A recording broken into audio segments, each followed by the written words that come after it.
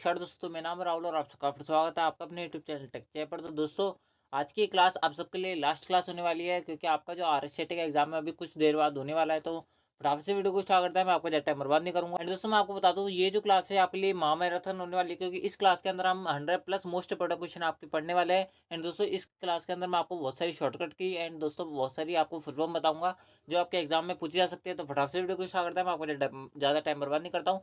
सबसे पहला जो क्वेश्चन है वो आपको अपने स्क्रीन पे दिख रहा होगा कि निम्न में से कौन सा सॉफ्टवेयर नहीं है। आपको ये बताना है कौन सा सॉफ्टवेयर नहीं है। इसके अंदर दिया आपको ऑपरेटिंग सिस्टम, उसके अंदर दिया कीबोर्ड, उसके अंदर दिया लिनक्स, उसके अंदर दिया इंटरनेट एक्सप्लोरर। तो दोस्तों, मैं आपको बता दूं, ऑपरेटिंग सिस्टम आपका एक सॉफ्टवेयर होता है, उसके अंदर कीबोर्ड आपका जो होता है एक हार्डवेयर होता है, लिनक्स जो है ऑपरेटिंग सिस्टम है, इंटरनेट एक्सप्लोरर जो है वो आपका एक वेब ब्राउजर होता है। कीबोर्ड जो है वो आपका क्या होता है, इनपुट डिवाइस होता है एंड एक हार्डवेयर होता है। दोस्तों, मैं हर बार बोलता हूँ आपको कि इनपुट और आउटपुट डिवाइस में आपको कभी कंफ्यूजन नहीं होगा। केवल आपको ये देखना है कि किसी भी वर्ड यानी कोई सा भी एक ऐसा डिवाइस है जिसके पीछे ई आर या ओ आर होता हो, वो डिवाइस 90% केस के अंदर आपका क्या होता है, आपका आउटपुट डिवाइस होता है। केवल स्कैनर जो है वो अपवाद है, क्योंकि स्कैनर के पीछे क्या होता है, ई आर आता है, लेकिन ये जो होता है वो एक इनपुट डिवाइस होता है। ठीक है, आई होप आपको क्लियर हुआ होगा। अगला जो क्वेश्चन है वो आपसे से पूछा कि निम्न में से गलत कथन का आपको चयन करना है, यानी कि रॉन्ग जो स्टेटमेंट है वो आपको बताना है। इसके अंदर सबसे पहला जो स्टेटमेंट दिया है वो आपको दिया है, कैश मेमोरी में मेन मेमोरी की तुलना में कम एक्सेस समय लगता है। तो दोस्तों, ये बिल्कुल सही है, क्योंकि कैश मेमोरी जो होती है वो सबसे तेज मेमोरी होती है। उसके अंदर इसमें डेटा जो होता है वो अस्थायी रूप से स्टोर होता है, तो बिल्कुल करेक्ट है। उसके अंदर दिया है कैश मेमोरी में तेजी से घूमने वाली चुंबकीय डिस्क होता है। ये गलत है, क्योंकि चुंबकीय डिस्क जो होता है वो आपके हार्ड डिस्क में होता है, और चुंबकीय डिस्क जो है कैश मेमोरी के अंदर नहीं पाई जाती। एक इंटरनल मेमोरी होती है, ना कि आपकी कोई एक्सटर्नल मेमोरी होती है। उसके अंदर दिया कैश मेमोरी जो होती है मेन मेमोरी की तुलना में ज़्यादा महंगी होती है, तो बिल्कुल होती है, यानी कि ऑप्शन सी जो इसका करेक्ट आंसर है। अगला जो क्वेश्चन दिया वो आपसे से पूछा कि निम्नलिखित में से कौन वोलेटाइल मेमोरी का एक उदाहरण है, सबसे उपयुक्त विकल्प का आपको चयन करना है। तो दोस्तों, मैं आपको बता देता हूँ वोलेटाइल मेमोरी कौन सी होती है। वोलेटाइल मेमोरी वो होती है जो कि आपके एक अस्थिर मेमोरी होती है, यानी कि आपकी जो अस्थायी मेमोरी होती है वो आपकी वोलेटाइल मेमोरी होती है, और जो स्थिर मेमोरी होती है वो आपकी नॉर्मल वोलेटाइल मेमोरी होती है। तो दोस्तों, बात करें आपकी यहाँ पर एग्जाम्पल दिया है, सबसे पहले ऑप्शन दिया वो आपको दिया है पी रोम, उसके अंदर दिया ईपी रोम, उसके अंदर दिया आपको दोनों विकल्प ए एंड बी, उसके अंदर निम्न में से कोई सा नहीं। तो दोस्तों, मैं आपको बता दूं, इसका जो करेक्ट आंसर होगा वो होगा आपका ऑप्शन डी, कोई भी विकल्प सही नहीं है, क्योंकि जो आपका वोल्टाइल मेमोरी जो होती है वो आपकी होती है, क्योंकि वोल्टाइल जो मेमोरी होती है वो होती है आपकी रैम। रैम की फुल फॉर्म होती है random access memory. Random access memory यानी रैम के अंदर दो प्रकार होता है, एक स्टैटिक रैम होता है, एक डायनेमिक रैम होता है। डायनेमिक रैम जो होता है वो प्रति सेकंड कई बार रिफ्रेश होता है, ध्यान रखना। बात करें आपके रोम की, तो रोम जो होता है वो आपकी वोल्टाइल मेमोरी का उदाहरण होता है। रोम के तीन प्रकार होता है, एक होता है आपका ई रोम, एक होता है पी रोम, एक होता है ई पी रोम। तो दोस्तों, इनके फुल फॉर्म के बारे में बात करें तो इसकी फुल फॉर्म होती है प्रोग्रामेबल रीड ओनली मेमोरी। इसकी फुल फॉर्म होती है रिजेबल प्रोग्रामेबल रीड ओनली मेमोरी। उसके हम बात करें ई पी रोम की, तो ई पी रोम की फुल फॉर्म होती है electrically erasable programmable read only memory. ध्यान रखना, electrically erasable programmable read only memory जो होती है वो आपकी ई पी रोम की फुल फॉर्म होती है। अगला जो क्वेश्चन दिया वो आपसे पूछा खालिस्तान मॉनिटर का एक उदाहरण नहीं है, आपको बताना कौन सा मॉनिटर का प्रकार नहीं है। दोस्तों, मॉनिटर के चार प्रकार होता है, एक होता है आपका सीआरटी, एक होता है आपका फ्लैट पैनल, एक होता है एलसीडी, एक होता है आपका एलईडी। इस प्रकार से आपकी चार प्रकार होता है। इसका हम बात करें सीआरटी की फुल फॉर्म होती है कैथोड रे ट्यूब। उसके हम बात करें फ्लैट पैनल, आपका एक नॉर्मल खुद ही अपने आप में फुल फॉर्म है। उसके हम बात करें एलसीडी की फुल फॉर्म होती है लिक्विड क्रिस्टल डिस्प्ले। उसके हमने एक होता है एलईडी की फुल फॉर्म होती है लाइट इमिटिंग डायोड इसकी फुल फॉर्म होती है। ध्यान रखना, ये चारों इंपॉर्टेंट है, इसका आंसर मैंने आपको बता दिया। लेजर जेट जो होता है वो आपका एक प्रिंटर होता है, ना कि आपका कोई मॉनिटर होता है। ठीक है, यानी कि ऑप्शन जो डी है उसका करेक्ट आंसर है। अगला जो क्वेश्चन है, तो दोस्तों आप बढ़ते हैं आपके अगले क्वेश्चन की तरफ। तो दोस्तों, अगला जो क्वेश्चन है वो आपसे पूछा कि विंडोज 10 में खालिस्तान एक आवाज संचालक निजी सहायक है। तो आपको बताना है एक पर्सनल असिस्टेंट यानी कि पर्सनल वॉइस असिस्टेंट कौन सा होता है। तो दूसरे उसके अंदर जो सबसे पहला ऑप्शन दिया है वो दिया कोर्टाना, जो कि इसका करेक्ट आंसर है। ये बाय डिफॉल्ट आपके विंडोज 10 के अंदर आपको मिलता है। बात करें आपकी टास्क बार की, टास्क बार क्या होता है, जो आपने कभी भी डेस्कटॉप खोला होगा तो उसके नीचे नीचे जहाँ पर आपका टाइम वगैरह और विंडोज वगैरह का स्टार्ट का जो आइकन दिखता है वो आपका क्या कहलाता है, वो आपकी टास्क बार कहलाती है। ठीक है, ध्यान रखना, माइक्रोसॉफ्ट एज जो होता है वो आपके एक वेब ब्राउजर होता है। विंडोज स्टोर एक ऐसा स्टोर होता है जैसे आपके मोबाइल में प्ले स्टोर होता है, जहाँ से आप अपना कोई भी ऐप इंस्टॉल कर सकते हो। इस प्रकार से विंडोज स्टोर के अंदर से आप कोई भी सॉफ्टवेयर इंस्टॉल कर सकते हो कंप्यूटर के अंदर।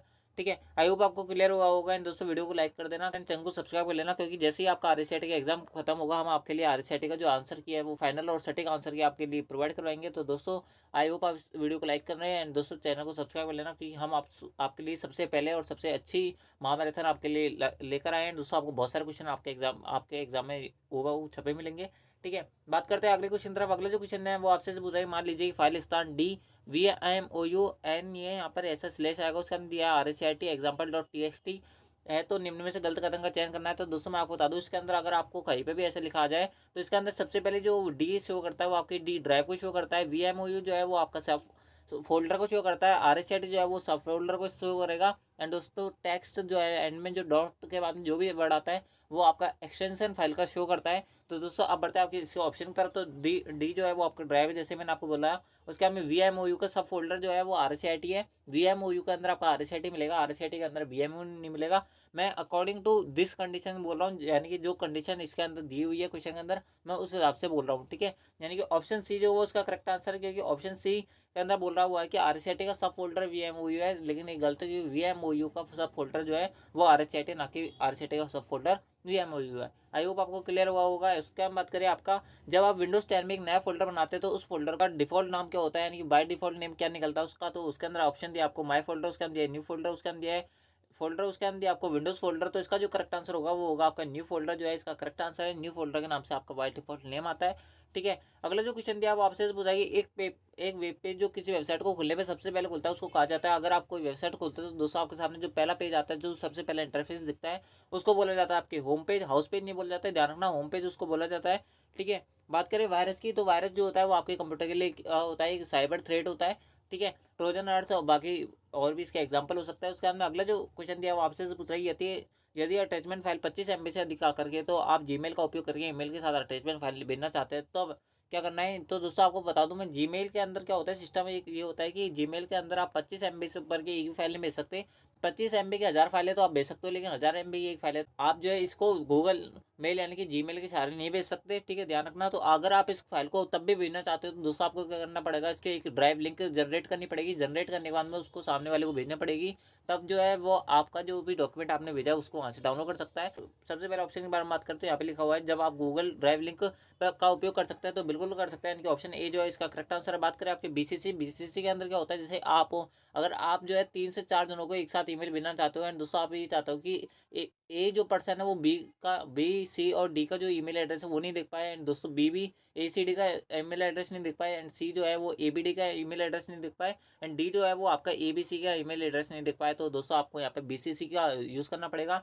बी सी सी जो होता है वो ब्लाइंड कार्बन कॉपी इसकी फुल फॉर्म होती है, ठीक है। एंड दोस्तों सीसी के अंदर इसका जस्ट अपोजिट होता है, इसके अंदर सारे के सारे जितने भी पर्सन को आपने अपना ईमेल भेजा है वो सारे एक दूसरे ईमेल एड्रेस को देख सकते हैं। मोजिला फायरफॉक्स जो होता है वो आपका एक वेब ब्राउजर होता है, जबकि बात करें गूगल क्रोम जो होता है वो आपका एक सर्च इंजन होता है। उसके हम बात करें, आप अटैचमेंट फाइल के साथ मेल नहीं भेज सकते। दोस्तों अटैचमेंट फाइल जो होती है वो आपके किस काम आती है, अगर आप कोई भी फाइल यानी कि कोई भी इमेज वीडियो ऑडियो वगैरह अगर अपने फाइल के साथ में, कि जो आपका जीमेल भेजा है आपने ईमेल भेजा अगर उसके साथ में अटैच करना चाहते हो तो अटैच कर सकते हो। आई होप आपको सारे ऑप्शन क्लियर हुए होंगे। अगला जो क्वेश्चन दिया वो आपसे पूछाएंगे निम्नलिखित में कौन सा ऑनलाइन बैंकिंग का लाभ नहीं है, यानी कि नेटवर्किंग की वर्चुअल बैंकिंग आदि का क्या लाभ नहीं है। इसके अंदर सबसे पहले दिया है ये 24 घंटे 7 दिन का उपयोग कर सकते हैं, बिल्कुल कर सकते हैं, ये आपका लाया हुआ है। उसके अंदर दिया ये इसमें दूसरों की तुलना में कम समय लगता है, तो बिल्कुल लगता है।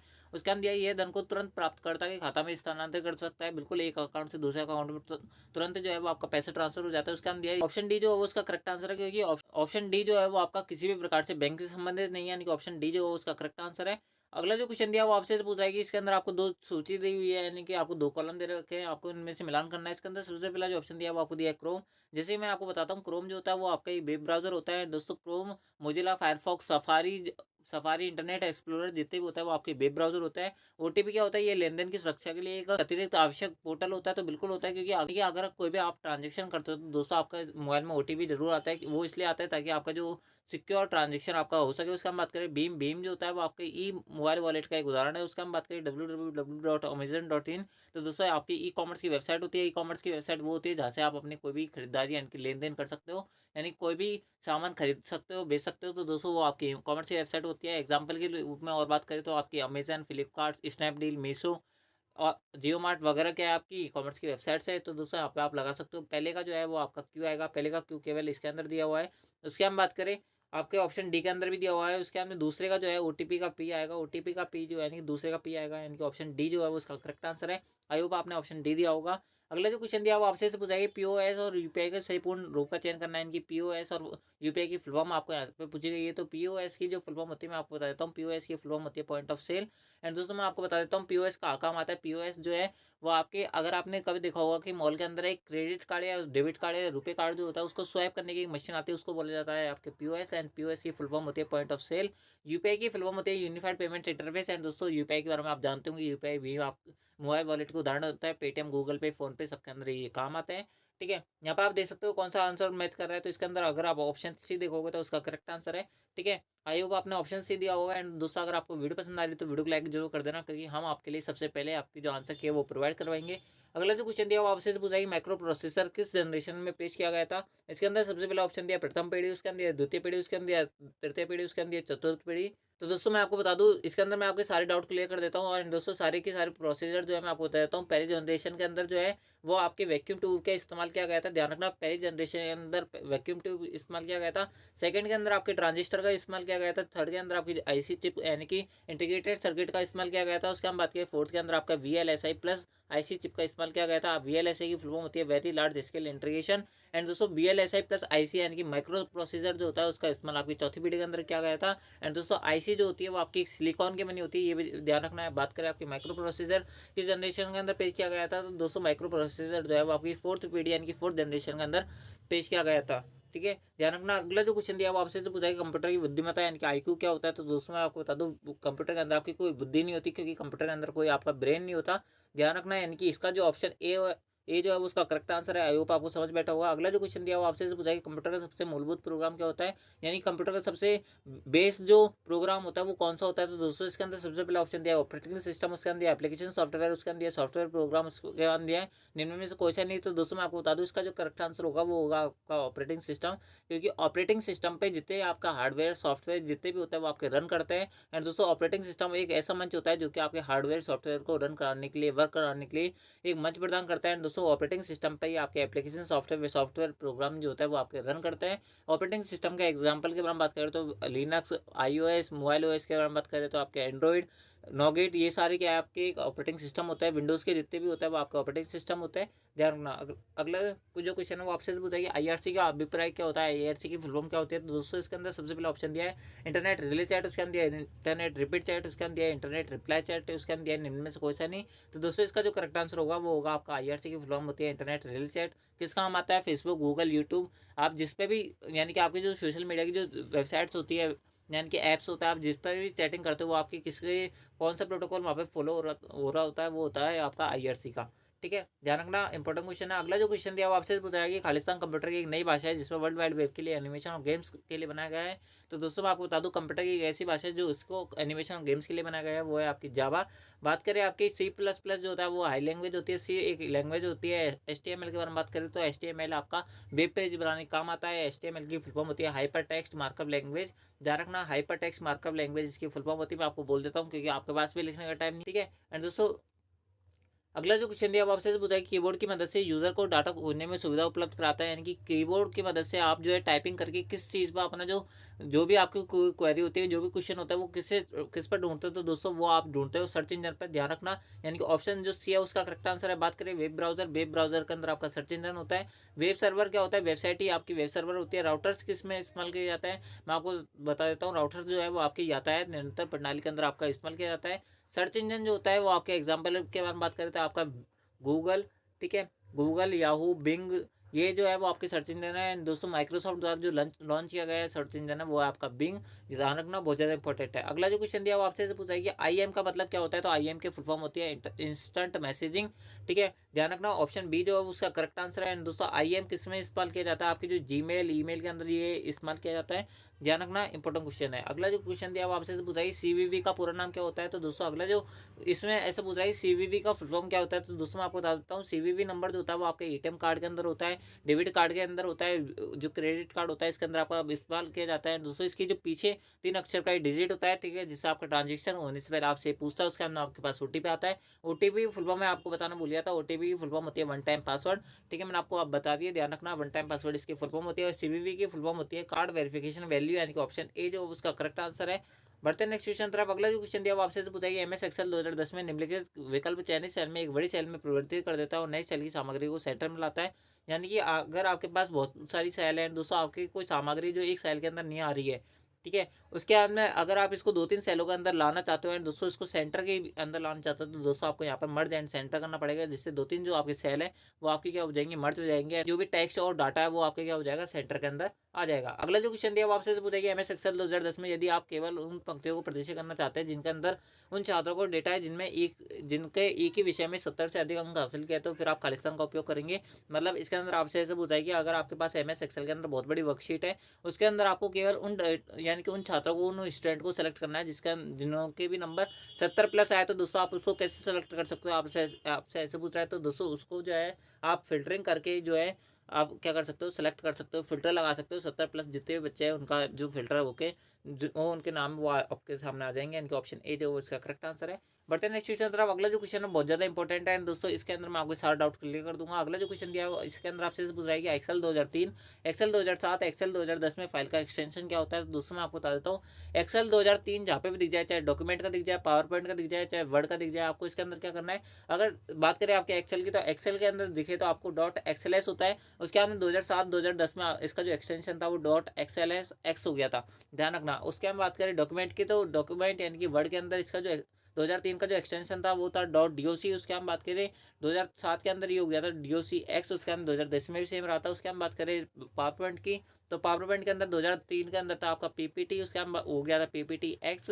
उसके हम बात करें जो 2010 था उसके अंदर भी सेम रहा था। तो दोस्तों आप यहाँ पे देख सकते हो कि इसके अंदर ऑप्शन जो सी है वो उसका करेक्ट आंसर है। आई होप आपने ऑप्शन सी दिया होगा। एंड दोस्तों अगर आपको वीडियो पसंद आ रही है ना, तो वीडियो को लाइक जरूर कर देना, क्योंकि मैं आपके लिए सबसे पहले अब और सबसे अच्छे इंपॉर्टेंट क्वेश्चन आपको कराने की कोशिश कर रहा हूँ। एंड दोस्तों हर क्वेश्चन की मैं आपको एक्सप्लेनेशन दे रहा हूँ, ताकि अगर हम वहाँ पर कोई क्वेश्चन मेरे से छूट जाता है तो दोस्तों मेरी एक्सप्लेनेशन के अंदर से वो आपके जो काम आ सके, ठीक है, वो आपके जो एक्सप्लेनेशन है वो आपके काम आ सके। अगला जो क्वेश्चन दिया वो आपसे बताइए निम्नलिखित हमले अटैक में हमलावर ट्रैफिक और डेटा भेजने पर कई कंप्यूटर का उपयोग करता है और सिस्टम को अधिभार कर देता है और सिस्टम काम करना बंद कर देता है। यानी कि जो सामने वाला हमलावर जो अटैक करता है, जो हमलावर होता है, हैकर होता है, वो क्या करता है, आपके सिस्टम में बहुत ज़्यादा ट्रैफिक भेज देता है, जिससे आपका कंप्यूटर जो है वो काम करना बंद हो जाता है। एंड दोस्तों इससे क्या होता है कि आपका कंप्यूटर हैंग होने लग जाता है और वो जो है वो आपके साथ डाटा क्या कर लेता है, आपने आपके जो पूरा डाटा उसको कंज्यूम कर लेता है। तो दोस्तों उसको बोल जाता है आपके डिनाइल ऑफ सर्विस अटैक, ठीक है, ध्यान रखना। उसके हम बात करें आपके फिशिंग अटैक क्या होता है, इसके अंदर आपसे पर्सनल डेटा लिया जाता है। ट्रोजन अटैक जो होता है वो आपके एक साइबर थ्रेट का प्रकार होता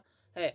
अगला जो क्वेश्चन दिया वो आपसे बताइए निम्नलिखित में से कौन सा भारत सरकार में साइबर अपराध और इलेक्ट्रॉनिक कॉमर्स से निपटने के लिए प्राथमिक कानून है। तो दोस्तों मैं आपको बता दूं इंडियन आईटी एक्ट 2000 है, ठीक है, इंडियन आईटी एक्ट 2000 है, जिसके अंदर जो है आपकी ई कॉमर्स की वेबसाइट से निपटने, यानी कि अगर आपके पास कोई भी ई कॉमर्स वेबसाइट से धोखाधड़ी हो जाती है, कोई प्रोडक्ट आपने मंगाया, अगर आपके साथ में वो सामने नहीं आया, उसके अंदर और कुछ आ गया, तो दोस्तों आप धोखाधड़ी का केस लगा सकते हो आईटी एक्ट 2000 के तहत। एंड दोस्तों जो धोखाधड़ी का जो केस होता है वो आपके धारा 406 के तहत क्या होता है, आपका रजिस्टर होता है। एंड दोस्तों अगर आप किसी भी कंप्यूटर सोर्स के साथ छेड़छाड़ कर देते हो, धारा 65 के तहत आपको क्या करता है, गिरफ्तार किया जाता है सामने वाले को। अगला जो क्वेश्चन दिया आपसे बताइए माइक्रोसॉफ्ट विंडोज में सिस्टम रिस्टोर सुविधा का क्या उपयोग होता है। तो दोस्तों रिस्टोर से समझ में बैठ रहा होगा कि अगर कंप्यूटर कभी क्रैश हो गया, अगर वो खराब हो गया, तो दोस्तों अपन क्या कर सकते हैं, उससे वापस बैकअप में ले सकते हैं। यानी कि अगर आप ऑप्शन बी पढ़ोगे तो यहाँ पे देख सकते हो कि अगर आपका कंप्यूटर स्थिति समय में पिछले बिंदु पर वापस लाने की अनुमति देता है, जिससे सिस्टम की खराबी या अन्य समस्याओं से उबरने में मदद किया जाता है।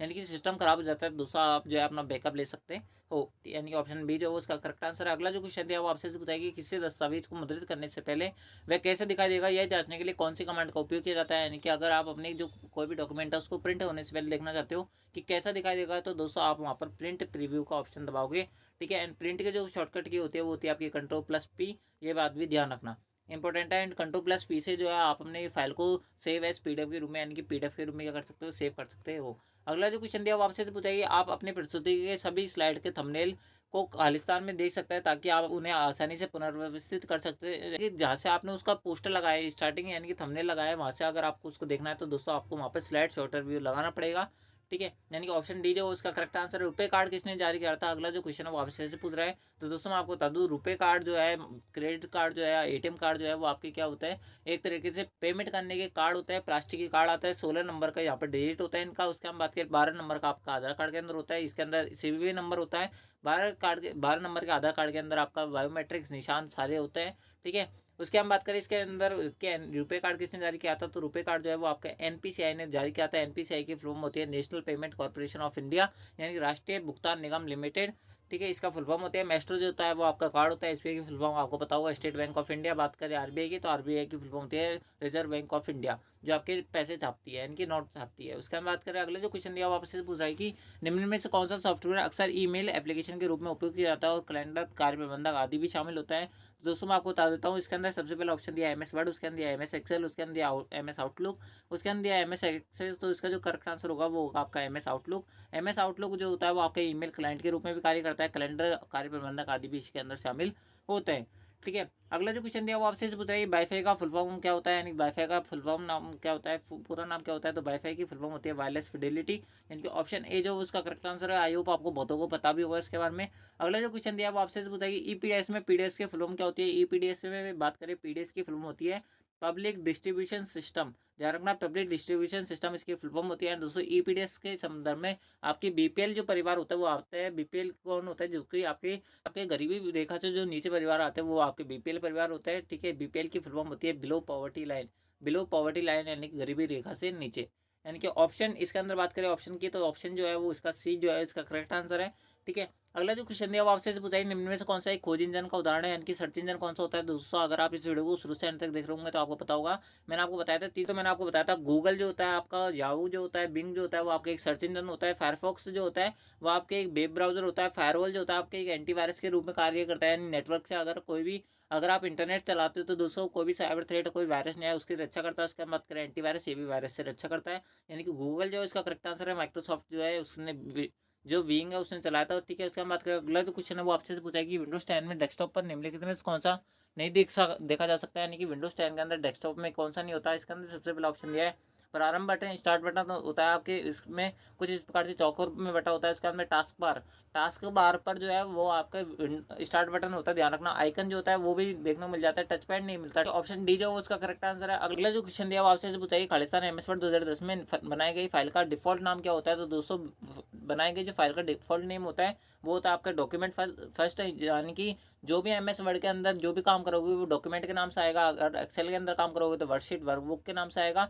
ठीक है, यानी कि ऑप्शन जो सी है उसका करेक्ट आंसर है। आई होप आपने ऑप्शन सी दिया होगा। एंड दोस्तों अगर आपको वीडियो पसंद आ रही है तो वीडियो लाइक जरूर कर देना, क्योंकि बहुत मेहनत लगी है आप सबके लिए इतने इंपॉर्टेंट क्वेश्चन ढूंढना, उसके बाद में इस पर वीडियो बनाना है दोस्तों, आपके लिए इतने अच्छी पीपीटी तैयार करना। तो आई होप आप इस वीडियो को लाइक जरूर करेंगे। एंड दोस्तों अगर आपने अब तक अपने फ्रेंड्स के साथ शेयर नहीं किया जिनका भी एग्जाम है तो उनको भी जरूर शेयर करना, क्योंकि आपके इस पीडीएफ के अंदर बहुत सारे क्वेश्चन आपको देखने को मिलेंगे। और दोस्तों आप जब अपना पेपर दोगे तो आप ब्लेसिंग दोगे हमें, क्योंकि आप हमारी इस वाली क्लास को देख के जा रहे हो। इसके अंदर मैं आपको सब कुछ बता रहा हूँ जितना मेरे से हो सकता है, कम समय में आपको ज़्यादा से ज़्यादा अच्छी इन्फॉर्मेशन देने का ट्राई कर रहा हूँ। अगला जो क्वेश्चन दिया वो आपसे पूछा खालिस्तान में विंडोज 10 में अपने डिवाइस एप्लीकेशन ऑनलाइन नेटवर्क पर साइन इन करने के लिए बायोमेट्रिक प्रमाणीकरण के लिए उपयोग किया जाता है। तो दोस्तों इसका जो करेक्ट आंसर होगा वो होगा आपका विंडोज हेलो। विंडोज हेलो से आप जो है अपने वेरिफिकेशन कर सकते हो। उसके बाद अगला जो क्वेश्चन दिया वो आपसे पूछा कि ALU का फुल फॉर्म क्या होता है। तो दोस्तों मैं आपको बता दूं ALU कहाँ पे लगा होता है। ALU जो होता है वो आपके CPU के अंदर लगा होता है। CPU के अंदर आपका ALU लगा होता है, गणितीय गणना करने में काम आता है। ALU की फुल फॉर्म की अगर बात करते हो अर्थमेटिक लॉजिक यूनिट इसकी फुल फॉर्म होती है। CPU की फुल फॉर्म होती है सेंट्रल प्रोसेसिंग यूनिट। ध्यान रखना, अगर आपको दो ऑप्शन मिल जाए कि ALU कहाँ पे लगा होता है, वहाँ पर आपको CPU भी दे और मदरबोर्ड भी दे, तो दोस्तों आपको वहाँ पर मदरबोर्ड लगा के आना है। अगर मदरबोर्ड नहीं दे तो आपको ALU कहाँ पे लगा के आना है, CPU के अंदर लगा के आना है। ये बात भी ध्यान रखना। अगला जो क्वेश्चन दिया वो आपसे पूछा विंडोज 10 में विंडोज डिफेंडर क्या होता है। विंडोज डिफेंडर होता है वो होता है आपका रियल टाइम एंटीवायरस।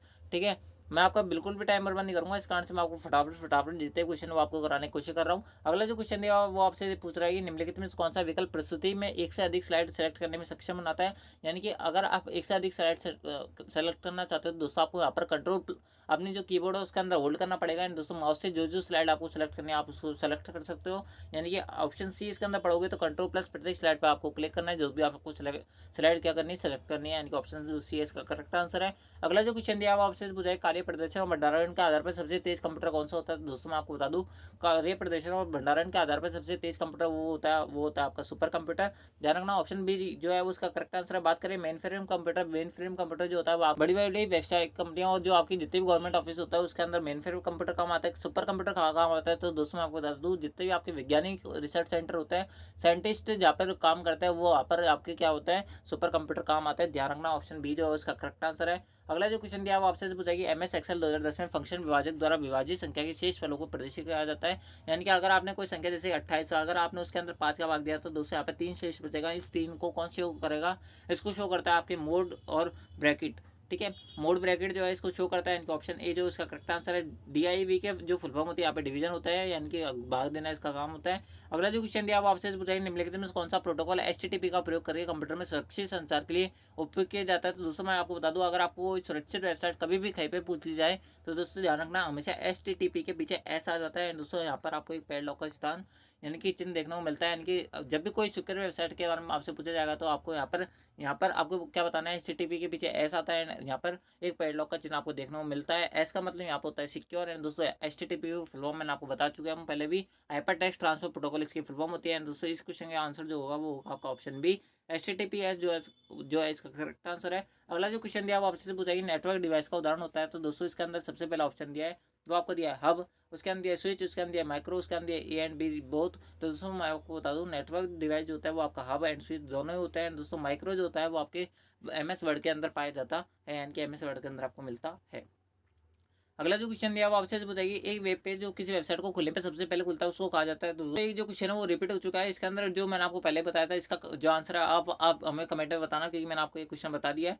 ठीक है, अगला जो क्वेश्चन दिया वो आपसे बताइए, खालिस्तान IP पते में डोमेन नाम का अनुवाद करता है। डोमेन नेम क्या होता है मैं आपको बता देता हूँ। जैसे कि अगर आपके ने देखा होगा बहुत सारी वेबसाइट के पीछे .com लिखता है, .in लगता है, .ac.in लिखता है। तो दोस्तों ये सारी चीज़ जो होती है वो आपके डोमेन नेम होता है। एंड दोस्तों डोमेन नेम का जो अनुवाद करता है वो आपका कहलाता है डोमेन नेम सिस्टम, यानी कि DNS।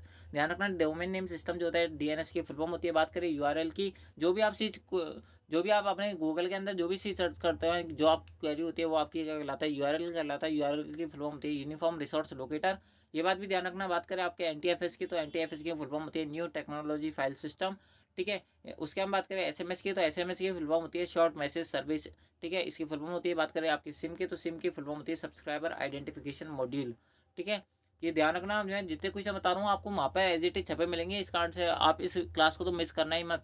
ठीक है, अगला जो क्वेश्चन दिया वो आपसे पूछा कि टेबल बनाते समय MS वर्ड में माउस पॉइंटर खालिस्तान कैसे दिखाई देता है। यानी कि अगर आपने अगर कभी MS वर्ड के अंदर टेबल बनाई होगी तो दोस्तों आप उसके अंदर आपको एक ऑप्शन मिलता है ड्रॉ का, उस पर जस्ट क्लिक करते ही आपके क्या होता है कि जो माउस होता है वो किस में कन्वर्ट हो जाता है, आपके पेंसिल वाले आइकन के अंदर कन्वर्ट हो जाता है। अगर आपने कभी चलाया होगा MS वर्ड तो आपको पता होगा। तो ऑप्शन जो C है उसका करेक्ट आंसर है। मुझे इसके अंदर और एक्सप्लेनेशन देने की आपको जरूरत नहीं है। अगला जो क्वेश्चन दिया वो आपसे पूछा कि निम्न में से कौन सा वेब ब्राउजर होता है। तो दोस्तों मैंने आपको वेब ब्राउजर के काफ़ी सारे एग्जाम्पल बता चुके हैं। दोस्तों मैं आपको बता दूँ इसका जो करेक्ट आंसर होगा वो होगा आपका क्रोम भी आपका एक वेब ब्राउजर होता है, मोजिला फायरफॉक्स होता है, सफारी होता है, इंटरनेट एक्सप्लोरर होता है। यानी कि ऑप्शन जो डी है उसका करेक्ट आंसर है। ठीक है, एंड दोस्तों मैं आपको बता दूं, अगर आपके पास अभी भी टाइम बच जाता है इस वीडियो को देखने के बाद, तो दोस्तों हमने आपकी कल और परसों मैराथन क्लास ली थी, आप उनको जरूर देखें। ठीक है, उसके बाद में अगला जो क्वेश्चन दिया वो आपसे पूछा है कि MS एक्सेल में चयनित सेल का चयन यानी कि फिल्टर करने के लिए किस कुंजी का इस्तेमाल किया जाता है। यानी कि इसके अंदर शॉर्टकट की आपसे पूछा गया है कि चयन करने के लिए आपको कौन सी शॉर्टकट की यहाँ पे दबानी पड़ेगी। तो इसके अंदर सबसे पहला ऑप्शन दिया Ctrl+Shift+V। तो दोस्तों मैं आपको बताता हूँ, Ctrl+Shift+V से MS वर्ड के अंदर आपके फॉर्मेट जो पेंटर होता है वो पेस्ट होता है। फॉर्मेट पेंटर की जो कॉपी करने की जो शॉर्टकट की होती है वो होती है Ctrl+Shift+C।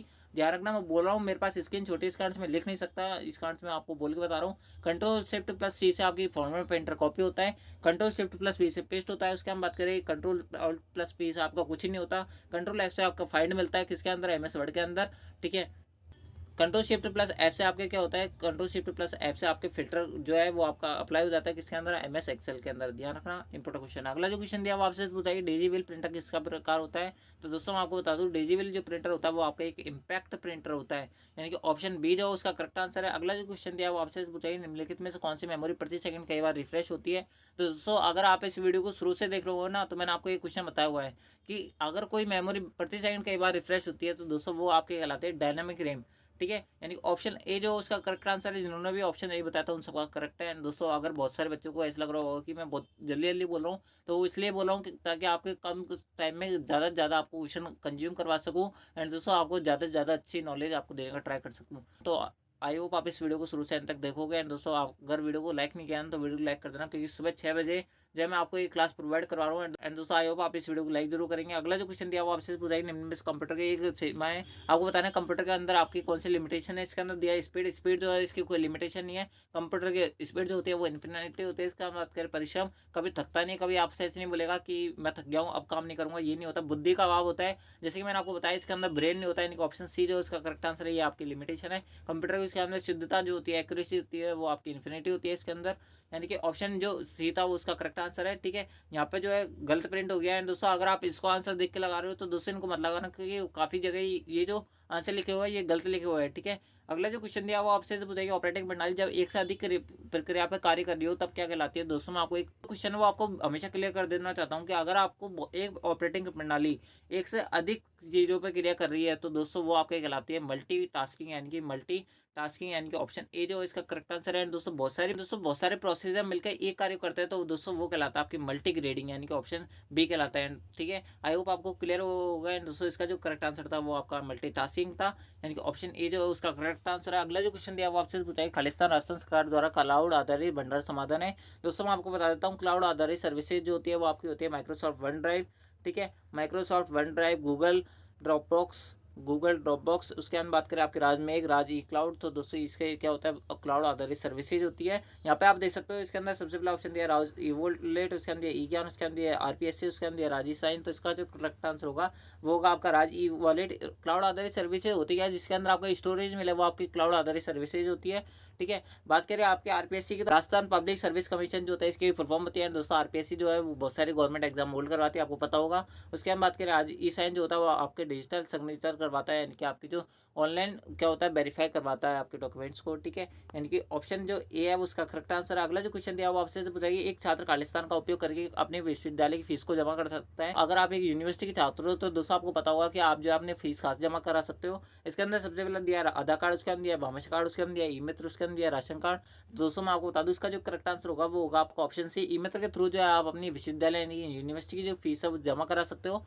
ठीक है, आई होप आपको क्लियर हुआ होगा। अगला जो क्वेश्चन दिया वो आपसे बताइए खालिस्तान आईपी पते का डोमेन नाम का अनुवाद करता है। तो दोस्तों मैंने आपको बताया था डोमेन नेम का जो अनुवाद करता है वो आपका डोमेन नेम सिस्टम कहलाता है, डीएनएस कहलाता है। अगला जो क्वेश्चन दिया वो आपसे बताइए आप खालिस्तान आप कंप्यूटर में सोशल मीडिया का उपयोग कर सकते हैं, यानी कि सोशल मीडिया की जो प्लेटफॉर्म होता है वो कौन कौन से होते हैं। इसके अंदर सबसे पहला ऑप्शन दिया है वो आपको दिया है वर्ड, उसके अंदर दिया है एक्सेल, उसके अंदर दिया पीपीटी आदि। तो दोस्तों ये एक्सटेंशन होता है किसके अंदर, आपके एमएस ऑफिस के अंदर एक्सटेंशन होता है। वर्ड जो होता है वो क्या एक्सटेंशन नहीं होता, एक्सेल जो होता है वो भी नहीं होता।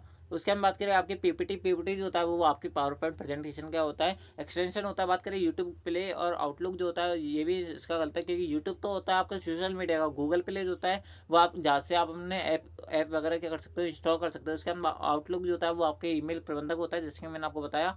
बात करें आपके ऑप्शन सी जो है इसका करेक्ट आंसर है, यहाँ पे दिया हुआ है फेसबुक जो होता है आपका सोशल मीडिया होता है, इंस्टाग्राम होता है, गूगल प्लस होता है, व्हाट्सअप होता है, स्नैपचैट होता है आदि। ये आपकी क्या है सोशल मीडिया का एग्जाम्पल होता है, आपको पता होगा। उसके बाद बात करें एसएसओ, पीआरएस, एलपीजी आदि। तो एसएसओ क्या होता है मैं आपको बता देता हूँ। एसएसओ एक सिंगल साइन ऑन आईडी होती है, इसकी फुल फॉर्म होती है सिंगल साइन ऑन।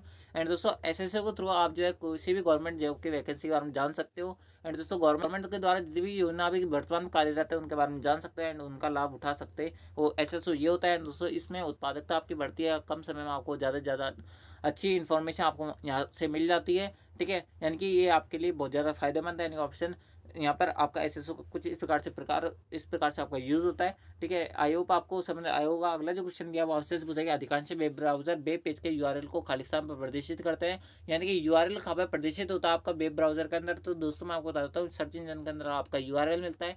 यूआरएल बोले तो जो आप सर्च करते हो वही आपका यूआरएल कहलाता है, लेकिन जिस डब्बे के अंदर आप अपना क्वेरी सर्च करते हो वो जो डब्बा मिलता है वो आपको कहाँ पे मिलता है, फॉर्मूला बार पर, एड्रेस बार पर, स्टेटस बार पर, टाइटल बार पर। तो इसका जो करेक्ट आंसर होगा वो होगा आपका ऑप्शन बी, एड्रेस बार पर जो है वो आपको यूआरएल मिलता है। ठीक है, बात करें आपकी स्टेटस बार क्या होता है तो दोस्तों मैं आपको बता दूं जैसे आपका कोई एमएस वर्ड है, एमएस वर्ड के अंदर आपने देखा होगा कि नीचे पेज की संख्या वगैरह आपके जो लिखी आती है वो आपका स्टेटस बार होता है। टाइटल बार क्या होता है सबसे ऊपर ऊपर आता है, जिसके अंदर आपके जो डॉक्यूमेंट होता है उसका नाम आता है। उसके अंदर यहाँ पे आपको 3 साइन मिलते हैं, एक मिलता है आपको मिनिमाइज का, एक होता है आपको मैक्सिमाइज का और एक मिलता है आपको क्लोज का बटन। ध्यान रखना ये इंपॉर्टेंट क्वेश्चन है। अगला जो क्वेश्चन दिया वो आपसे बताइए नीचे दिए तालिका का आपको मिलान करना है, यानी कि इनको आपको सेट करना है। इसके अंदर आपको सबसे पहले दिया input device and output device. तो दोस्तों मैंने आपको दोनों की ट्रिक बताई थी, ई आर और ओ आर जिसके भी एंड में आ जाए वो आपका क्या कहलाता है आउटपुट डिवाइस कहलाता है, ध्यान रखना, केवल स्कैनर को छोड़कर, ठीक है। बात करें आपके इनपुट डिवाइस की, तो इनपुट डिवाइस जो होता है वो आपके होता है ट्रैक बॉल, माइक्रोफोन, उसके अंदर कीबोर्ड, क्योंकि आपको इनपुट है, यानी कि आप जो है बाहर से इन पर प्रेस करते हो, यानी कि बाहर से आउटपुट देते हो, एंड दोस्तों इनपुट जो है कंप्यूटर के अंदर देते हैं, ठीक है। यानी कि इनपुट यानी कि पहले का पी आएगा, उसके अंदर बात करें आउटपुट डिवाइस, उसके अंदर यहाँ पर एक दिया आपको स्टोरेज डिवाइस। स्टोरेज डिवाइस क्या होता है, जो आपकी स्टोर करता है किसी भी चीज़ को, यानी कि स्टोरेज डिवाइस होता है वो आपको क्यों होता है, यानी कि आपके स्टोरेज डिवाइस होता है वो आपके होता है हार्ड डिस्क ड्राइव, एसएसडी की फुल फॉर्म होती है सॉलिड डिस्क ड्राइव, एसडीडी की फुल फॉर्म होती है हार्ड डिस्क ड्राइव, उसके में आपके ब्लूरे डिस्क, सीडीआर, ये आपकी क्या होती है स्टोरेज डिवाइस होती है। उसके में आउटपुट डिवाइस जो होती है वो आपकी होती है मॉनिटर जो प्रिंटर वगैरह, ये क्या होती है आपका आउटपुट डिवाइस होती है, यानी कि पहले का आपका पी आएगा, दूसरे का जो है आर आएगा, यानी कि पहले का पी, दूसरे का आर। यहाँ पे आप देख सकते हो ऑप्शन जो डी है इसका करेक्ट आंसर है। आई होप आपने को क्लियर हुआ होगा। अगला जो क्वेश्चन है वो आपसे बताइए, राज में क्या होता है। तो दोस्तों मैंने आपको थोड़ी देर पहले बताया था, ये क्लाउड आधारित सर्विसेज होती है, यानी कि ऑप्शन सी जो इसका करेक्ट आंसर है, यानी कि ऑप्शन जो सी है इसका करेक्ट आंसर है। आई होप आपको क्लियर हुआ होगा। एंड दोस्तों अगर आपने अब तक वीडियो को लाइक नहीं किया तो वीडियो को लाइक कर देना, एंड चैनल को सब्सक्राइब कर लेना, क्योंकि आप देख सकते हो मैं आपसे लगातार बोल रहा हूँ, एंड दोस्तों इसके अंदर मैं आपको कोई गैप नहीं दे रहा, ठीक है। अगला जो क्वेश्चन दिया वो आपसे पूछ रहा है कि खालिस्तान वेब आधारित चैट सेवा का एक उदाहरण होता है। तो दोस्तों मैं आपको बता दूं, वेब आधारित जो चैट सेवा होती है वो आपकी इसके अंदर स्काइपी होती है। ध्यान रखना, स्काइपी जो होता है वो आपकी सोशल मीडिया का एग्जांपल होता है। आप चलाते नहीं हो, बहुत कम चलाते हो, मुझे पता है, लेकिन स्काइपी जो होता है वो आपकी चैटिंग की क्या होती है वेबसाइट होती है। इसका हम बात करें जीमेल, हॉटमेल जो होता है वो आपकी एक ईमेल आईडी होती है, ईमेल से होती है। इसके हम बात करें स्पैम क्या होता है, स्पैम के अंदर ईमेल के वो ईमेल रखे जाते हैं जिसके अंदर आपकी क्या होता है फर्जी जो ईमेल आते हैं वो आपके यहाँ पर रखे जाते हैं स्पैम के अंदर, ध्यान रखना, ठीक है। एंड दोस्तों अगला जो क्वेश्चन दिया वो आपसे पूछा है कि खालिस्तान में 12 अंकों की विशिष्ट पहचान संख्या होती है जो सभी भारतीय निवासियों के बायोमेट्रिक जनसंख्या की डेटा के आधार पर जारी की जाती है। तो दोस्तों मैंने आपको बताया था 16 नंबर का जो होता है वो आपका एक एटीएम कार्ड, क्रेडिट कार्ड, रुपए कार्ड होता है। दोस्तों 12 नंबर का जो होता है वो आपका एक आधार कार्ड होता है। इसके अंदर आपकी बायोमेट्रिक, जहाँ पे जब भी आपने आधार कार्ड बनवाया होगा आपने देखा होगा कि आपकी आइरिस स्कैन हुआ था। आइरिस स्कैन बोले तो आपके फिंगरप्रिंट लिए गए थे, आपकी आंखों का टेस्ट किया गया था, वो आपके बायोमेट्रिक होता है और आइरिस स्कैन होता है। तो दोस्तों इसके अंदर जो करेक्ट आंसर होगा वो होगा आपका आधार कार्ड। यूआरएल के फ्लो मैंने आपको बता दिया है। बात करें आईपी जो होता है, आईपी एड्रेस जो होता है कंप्यूटर की लैंग्वेज में क्या होता है आपका एक एड्रेस होता है आईपी एड्रेस, ठीक है। बात करें आपके आईपी की फुल फॉर्म होती है इंटरनेट प्रोटोकॉल। पैन की फुल फॉर्म मैंने आपको बता दी थी, परमानेंट अकाउंट नंबर ये होता है, ठीक है। पैन कार्ड जो भी रिलीज करता है, यानी कि आपसे एक क्वेश्चन पूछा जा सकता है कि पैन कार्ड जो बनता है वो कहाँ पे बनता है, यानी किस वेबसाइट के थ्रू बनता है। वो बनता है आपके एनएसडीएल वेबसाइट से।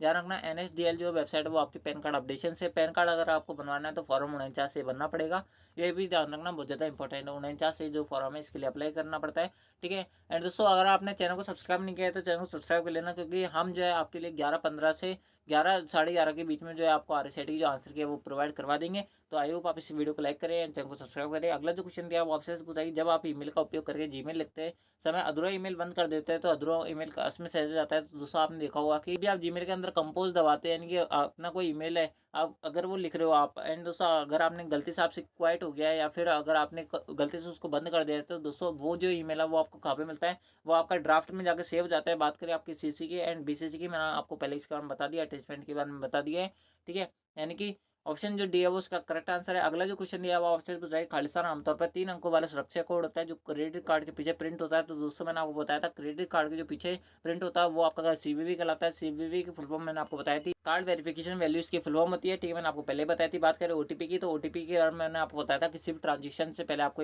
आता है। उसके बाद बात करें कार्ड नंबर, कार्ड नंबर जो होता है वो आपकी क्रेडिट कार्ड हुआ, एटीएम कार्ड हुआ, इनके पीछे आपके 16 नंबर को होता है। समाप्ति तिथि आपके ऊपर उसके बगल मतलब उसके जस्ट नीचे लिखी आती है, उसके बाद में सीवी संख्या 3 होती है, ठीक है। उसके बाद में इसका जो करेक्ट आंसर होगा वो होगा ऑप्शन डी, ठीक है। ध्यान रखना, मैंने गलती से आपको ओटीपी बता दिया था, ओटीपी जो है इसका इनकरेक्ट है और सीवीवी नंबर जो है इसका करेक्ट आंसर। अगला जो क्वेश्चन दिया वो आपसे पूछेगी मोबाइल वॉलेट का उदाहरण नहीं है, यानी कि आपको बताना है कि मोबाइल के द्वारा आप ट्रांजेक्शन कौन से ऐप से नहीं कर सकते। इसके अंदर सबसे पहला ऑप्शन दिया है एसबीआई बडी, जो कि आपके एसबीआई बैंक का एक ऐप होता है, ऑनलाइन ट्रांजेक्शन आप इससे कर सकते हो। उसके हम बात करें भीम, भीम से आप कर सकते हो। भीम की फुल फॉर्म पूछी जाती है, भीम की फुल फॉर्म होती है भारत इंटरफेस फॉर मनी, ठीक है। उसके हमने दिया आपको पेटीएम, पेटीएम जो होता है वो आपका मोबाइल वॉलेट का उदाहरण होता है, इससे आप अपना पेमेंट कर सकते हो। क्रेडिट कार्ड से जो है वो आप ऑनलाइन बैंकिंग तो कर सकते हो, लेकिन आप जो है पेमेंट, ये मोबाइल वॉलेट का उदाहरण नहीं है, ध्यान रखना। नेट बैंकिंग कर सकते हो लेकिन ये कोई आपकी क्या नहीं है, मोबाइल वॉलेट का उदाहरण नहीं है। इनके ऑप्शन जो दिया उसका करेक्ट आंसर है प्लास्टिक का कार्ड होता है, क्रेडिट कार्ड। उसके हमने अगला जो क्वेश्चन दिया वो आपसे बताइए टाइम्स न्यू रोमन क्या होता है। दोस्तों मैं आपको बता दूं, टाइम्स न्यू रोमन आपसे पूछ लिया जाए या एरियल पूछ लिया जाए या कैलिबरी पूछ लिया जाए, दोस्तों ये तीनों चारों ये आपकी क्या होता है, आपके ये आपके फॉन्ट होता है। ध्यान रखना, Times New Roman, Arial, Calibri क्या होता है आपके फॉन्ट होता है, ठीक है, ध्यान रखना ऑप्शन जो ए है इसका करेक्ट आंसर है। बात करें पृष्ठ लेआउट की, पेज लेआउट क्या होता है, तो दोस्तों मैं आपको बता देता हूँ। पृष्ठ लेआउट वो होता है जिसके अंदर आपकी पेज की सारी सेटिंग आती है। जैसे कि इसके अंदर पेज ओरिएंटेशन आपको मिल जाता है, पेज की साइज आपको फिक्स कर सकते हो, पेज मार्जिन फिक्स कर सकते हो, पेज को कॉलम्स में बांट सकते हो, इसके अंदर आपको सब कुछ मिलता है। दोस्तों मैं आपको बता देता हूँ पेज ओरिएंटेशन क्या होता है। जैसे कि अगर आपका कोई पेज सीधा खड़ा हुआ है, अगर इसको टेढ़ा कर देते हो तो दोस्तों आपका पेज ओरिएंटेशन कहलाता है। जो सीधा खड़ा होता है इसको बोलते हैं पोर्ट्रेट, और जो टेढ़ा हो जाता है इसको बोल जाता है आपके लैंडस्केप। एंड दोस्तों ये दोनों फीचर, ये सारे फीचर आपको किस में मिलते हैं, फर्स्ट लेआउट में मिलता है। अगला जो ऑप्शन दिया वो आपको दिया प्रिंटिंग, कंट्रोल प्लस पी की शॉर्टकट की होती है। प्रिंट आपको पता ही क्या होता है, उसके हम बात कर रहे हैं। अगला जो क्वेश्चन दिया वो आपसे पूछाएगी निम्नलिखित, अगला जो क्वेश्चन दिया वो आपसे पूछाएगी एमएस एक्सेल 2010 में निम्नलिखित विकल्प को चयनित सेल का एक बड़े सेल में परिवर्तित करता है और नए सेल की सामग्री को सेंटर में लाता है। इसका जो करेक्ट आंसर होगा वो होगा आपका मर्जेंट सेल। ठीक है, ये गलती से 2 बार प्रिंट हो गया है। अगला जो क्वेश्चन दिया वो आपसे पूछाएगी एमएस एक्सेल 2010 में खालिस्तान एक गोलाकार चार्ट होता है जिसमें संख्यात्मक अनुपात का वर्णन के लिए एक स्लाइड में विभाजित किया जाता है। दोस्तों मैं आपको बता दूं इसके अंदर एक ऐसे चार्ट की बात कर रहा है जो एक तो गोल और स्लाइड्स के अंदर विभक्त हो। दोस्तों अब तो आपको पता चल गया होगा कि कौन से चार्ट के बारे में बात कर रहा है। ये बात कर रहा है पाई चार्ट के बारे में। ठीक है, यानी कि ऑप्शन जो डी है इसका करेक्ट आंसर है। दोस्तों बात करें आपका कॉलम चार्ट क्या होता है, पाई चार्ट क्या होता है। दोस्तों अगर आपने देखा होगा कि बहुत सारे आपके जो स्तंभ होता है कुछ इस प्रकार से आपका चार्ट बना होता है, ये कहलाता है आपका कॉलम चार्ट। पाई चार्ट क्या होता है, जो आपके क्या होता है इस प्रकार से टेढ़ा होता है वो आपका पाई चार्ट कहलाता है। जो वर्टिकल हो वो आपका कॉलम चार्ट कहलाता है, जो ओरिजेंटल हो वो आपका क्या कहलाता है, बार चार्ट कहलाता है। ध्यान करना। एंड दोस्तों लाइन चार्ट क्या होता है, दोस्तों मैं आपको बताता हूँ। अगर आपने बहुत सारे जो चार्ट होंगे उसमें देखा होगा कि कुछ इस प्रकार से लाइनें बनी होती है, वो आपका लाइन चार्ट कहलाता है। दोस्तों आपको आई होप आप सारे जो चार्ट क्लियर हुए होंगे। एंड दोस्तों मैं आपको बताता हूँ पाई चार्ट की एक पहचान होती है, इसके अंदर जो कभी भी नेगेटिव वैल्यू नहीं आती है। ठीक है, इसके अंदर कभी भी नेगेटिव वैल्यू नहीं आती है, यानी कि इसके अंदर सारे जो मान होते हैं वो सकारात्मक होते हैं। अगला जो क्वेश्चन दिया वो आपसे पूछा है खालिस्तान नए मतदाता का पंजीकरण आवेदन करने के लिए ऑनलाइन पोर्टल होता है, यानी कि अगर आप एक नए वोटर बनना चाहते हो तो दोस्तों आप खासे अप्लाई कर सकते हो। तो दोस्तों इसके अंदर सबसे पहला ऑप्शन दिया वो आपको दिया है एनवीएसपी। एनवीएसपी के बारे में बताऊँ तो इसकी फुल फॉर्म के बारे में बात करते हैं। इसकी फुल फॉर्म होती है नेशनल वोटर सर्विस पोर्टल। ठीक है, नेशनल वोटर सर्विस पोर्टल इसकी फुल फॉर्म होती है, आप लिख सकते हो। या दोस्तों आप याद रखना क्योंकि आपके पास टाइम कम है, आप भी नहीं लिख सकते। ठीक है, एनवीएसपी जो है इसका करेक्ट आंसर है। दोस्तों आपसे एक क्वेश्चन पूछा जा सकता है कि एनवीएसपी द्वारा यानी कि राष्ट्रीय मतदाता जो पोर्टल है वो किसने लॉन्च किया था, तो दोस्तों वो किया था आपके एनवीएसपी यानी कि नेशनल वोटर सर्विस पोर्टल द्वारा किया गया था। दोस्तों इसकी शुरुआत जो हुई थी वो आपकी जनवरी के अंदर हुई थी, ये बात भी ध्यान रखना। ठीक है, जनवरी 2015 के अंदर जो है इसकी शुरुआत हुई थी। ये बहुत ज़्यादा इंपॉर्टेंट है। दोस्तों इस बार पूछा जा सकता है, इसकी पूरे चांसेस है। दोस्तों बात करें आपके आरएसआरटीसी क्या होता है, आरएसआरटीसी जो होता है वो आपके एक ट्रांसपोर्टेशन के से रिलेटेड है। Rajasthan state road transportation corporation इसकी फुल फॉर्म होती है। मैं आपको वापस बता देता हूँ, इसकी फुल फॉर्म होती है Rajasthan state road transport corporation जो होती है इसकी फुल फॉर्म होती है एनएसडीएल से। जो है आप अपने पैन कार्ड के लिए आवेदन कर सकते हो, फॉर्म 49 से आपको लगेगा इसके अंदर। ठीक है, उसके हम बात करें आपके यूआईडीएआई क्या होता है, ये आपका आधार कार्ड से संबंधित होता है। ठीक है, अगला जो क्वेश्चन दिया वो आपसे बताएगी। एंड दोस्तों इसका जो करेक्ट आंसर होगा वो होगा आपका ऑप्शन ए, यानी कि ऑप्शन ए जिसके अंदर दिया हुआ है एनवीएसपी जो है इसका करेक्ट आंसर है। अगला जो क्वेश्चन दिया वो आपसे बताएगी साइबर थ्रेट्स के प्रकार क्या होता है, यानी कि साइबर खतरे के आपको कौन कौन से प्रकार है। इसके अंदर सबसे पहला ऑप्शन दिया वो आपको दिया वायरस, उसके अंदर दिया ट्रोजन, उसके अंदर दिया स्पाईवेयर। तो इसका जो करेक्ट आंसर होगा वो होगा आपका ऑप्शन ए, वायरस जो है वो आपके साइबर खतरा है। ट्रोजन भी है, स्पाईवेयर भी मैंने आपको पहले ही बता चुका हूँ इसके बारे में। ठीक है, क्रोम, फायरफॉक्स, माइक्रोसॉफ्ट एज जो है इसके बारे में बता चुका हूँ। ये वेब ब्राउजर होता है। Google play store, Windows store क्या होता है, तो दोस्तों मैं आपको पहले ही बता चुका हूँ। इसके अंदर आप कोई भी एप्लीकेशन इंस्टॉल या अनइंस्टॉल कर सकते हो। एप्पल स्टोर जो होता है वो आपके आईफोन के अंदर पाया जाता है। विंडोज स्टोर जो होता है वो आपके कंप्यूटर के ऑपरेटिंग सिस्टम के अंदर पाया जाता है। प्ले स्टोर जो होता है वो आपके एंड्रॉयड जो ऑपरेटिंग सिस्टम होता है उसके अंदर पाया जाता है। बात करें आपके HTTPS उसके अंदर FTP की, तो मैं आपको बता दूं HTTP जो होता है वो आपके किसी वेबसाइट को स्टार्टिंग में लगता है। HTTPS आपकी सिक्योर वेबसाइट की पहचान कराता है। FTP जो होता है इसकी फुल फॉर्म होती है फाइल ट्रांसफर प्रोटोकॉल जो होती है इसकी फुल फॉर्म होती है। ध्यान रखना, आपसे पूछी जा सकती है। इसके अंदर अगला जो क्वेश्चन दिया वो आपसे पूछेगी माइक्रोसॉफ्ट वर्ड में सेव एज फीचर से आप क्या कर सकते हो। तो इसके अंदर आपसे पूछ रहा है कि सेव एज फीचर क्या होता है, तो दोस्तों मैं आपको बता दूं सेव एज फीचर से आप क्या कर सकते हो। अगर आपकी कोई फाइल है, जैसे अभी मेरी ये फाइल जो है RST लास्ट मैराथन के नाम से सेव हो रखी है, अगर मैं इस पर सेव एज का फीचर दबा दूंगा, सेव एज वाली बटन दबा दूंगा, तो दोस्तों ये जो फाइल है मैं इसको किसी दूसरे नाम से भी सेव कर सकता हूँ, यानी कि दूसरे नाम पे ये फाइल जो है वो सेव हो जाएगी। एंड दोस्तों सेव से जो है वो आपकी इसी फाइल के अंदर अगर आपने कोई चेंजेस किया है तो दोस्तों वो फाइल इसी फाइल के अंदर आपके आपने जो भी चेंजेस किया वो आपका सेव होता है। ठीक है, आई होप आपको क्लियर हुआ होगा। एंड दोस्तों इसके अंदर सबसे पहला ऑप्शन दिया वो आपको दिया खुली हुई फाइल सेव हो जाती है। दोस्तों सेव तो हो जाती है लेकिन ये सेव वाले ऑप्शन से होती है, सेव एज वाले से नहीं होती है। नई फाइल नए नाम से जो है आपकी कोई फाइल सेव होती है इसके अंदर। इसके बाद में इसमें दिया है कोई खुली हुई फाइल अन्य नाम से सेव की जा सकती है, यानी कि ऑप्शन जो बी है इसका करेक्ट है। आई होप आपको समझ आया होगा। अगला जो ऑप्शन दिया वो आपसे ऐसे पूछेगी खुली हुई फाइल डिलीट हो जाती है। दोस्तों मैं आपको बताता हूँ ये भी इनकरेक्ट है। दोस्तों आपको मैं एक क्वेश्चन एक्स्ट्रा बताता हूँ कि अगर आपने देखा होगा कि अगर आप कोई भी फाइल डिलीट करते हो तो दोस्तों वो किसके अंदर चल जाती है, आपकी रिसाइकल बिन में चल जाती है। अगर आप चाहते हो कि वो फाइल परमानेंटली डिलीट हो जाए, रिसाइकल बिन में नहीं जाए, तो दोस्तों आप वहाँ से क्या कर सकते हो, वहाँ पर आपको शॉर्टकट की दबानी पड़ेगी शिफ्ट प्लस डिलीट। ध्यान रखना वो कभी भी रिसाइकल बिन में नहीं जाएगी, फिर से परमानेंटली डिलीट हो जाएगी। रिसाइकल बिन के अंदर ना जाकर यानी कि शिफ्ट प्लस डिलीट से जो है आपकी फाइल परमानेंट डिलीट हो जाती है। ठीक है, अगला जो क्वेश्चन दिया है वो आपसे जो बताइए सिक्योर सील क्या होता है। तो दोस्तों इसके अंदर सबसे पहला ऑप्शन दिया है वो आपको दिया है एक फिशिंग सॉफ्टवेयर होता है, ये इनकरेक्ट है। उसके अंदर दिया है एक मालवेयर जो कि आपका साइबर खतरा होता है, ट्रोजन हॉर्स भी नहीं हो सकता। उसके अंदर आपको एक दिया है कि ये एक वेबसाइट की वैधता का प्रमाणीकरण सॉफ्टवेयर होता है कि वेबसाइट जो होती है वो क्या है, सिक्योर है कि नहीं है। मैंने आपको पहले बताया था HTTP के अगर पीछे एस दिख जाए यानी कि एस का मतलब क्या होता है, सिक्योर होता है, जो आपको जो कि उसकी प्रमाणीकरण करता है, वेरीफाई करता है कि वेबसाइट क्या है, सिक्योर है, सुरक्षित है, यानी कि ऑप्शन डी जो है इसका करेक्ट है। ठीक है, आई होप आप मुझे इसके अंदर और ज़्यादा एक्सप्लेनेशन देने की जरूरत नहीं है। ठीक है, आई होप आपको समझ बैठ रहा होगा। अगला जो क्वेश्चन दिया है वो आपसे पूछा है कंप्यूटर को ऑन करने की प्रक्रिया क्या कहलाती है। इसके अंदर सबसे पहला ऑप्शन दिया है स्टार्टिंग, उसके अंदर दिया है टर्निंग ऑन, उसके अंदर दिया है हाइबरनेटिंग, उसके अंदर दिया है बूटिंग। तो इसका जो करेक्ट आंसर होगा वो होगा आपका बूटिंग। बूटिंग जो है कंप्यूटर को ऑन करने की प्रक्रिया, रिबूट करने की प्रक्रिया कहलाती है। एंड दोस्तों अगर आप कंप्यूटर के अलावा अगर CD पर या DVD पर क्या करते हो, डाटा लिखते हो, तो दोस्तों जो डाटा लिखने की प्रक्रिया होती है वो आपकी क्या कहलाती है, वो आपकी क्या कहलाती है, वो आपकी कहलाती है बर्निंग। ठीक है, ध्यान रखना बर्निंग जो है वो आपकी कहलाती है। दोस्तों ये जो बर्निंग वाला क्वेश्चन है वो 22 जनवरी के एग्जाम में पूछा जा चुका है, तो इस बार जो चांसेस है वो इस वाले क्वेश्चन की तरफ है। इनके जो 70वां क्वेश्चन है आपके लिए स्टार है।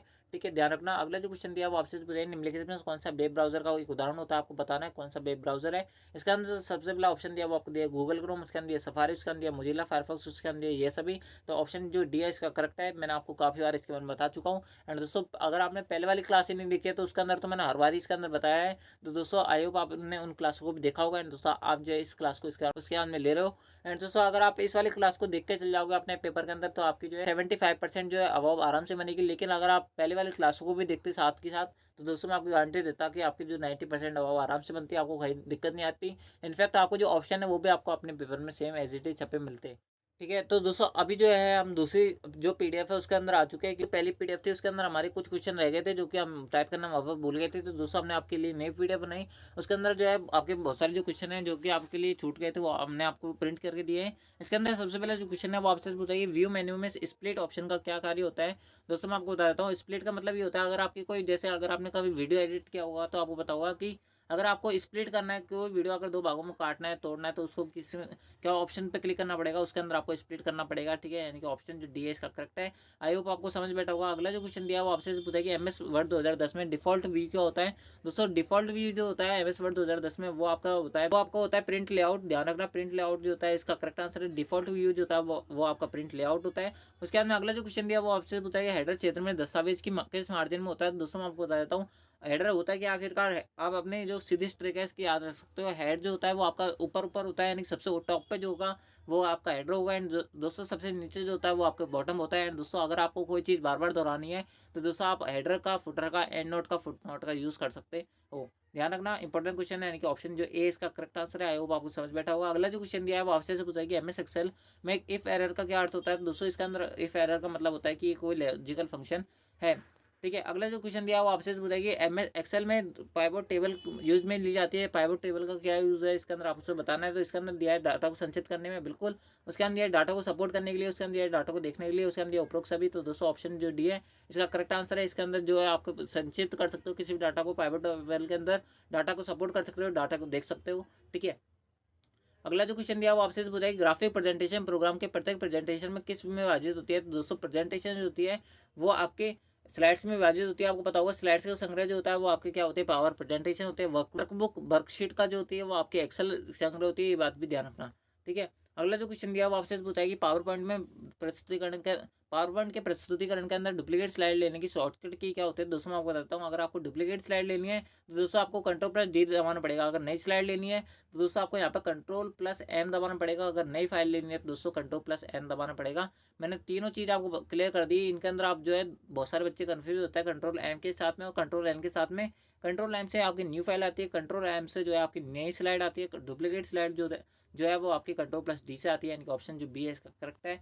ठीक है, अगला जो क्वेश्चन दिया वो आपसे पूछेगी MS पावर पॉइंट 2010 की फाइल का डिफॉल्ट एक्सटेंशन क्या होता है। मैंने आपको बताया था अगर जिस भी 2010 के अंदर और 2007 के अंदर पीछे एक्स लगता है। एंड दोस्तों अगर बात करें पावर पॉइंट की, तो पावर पॉइंट के यहाँ पर होता है पीपीटी।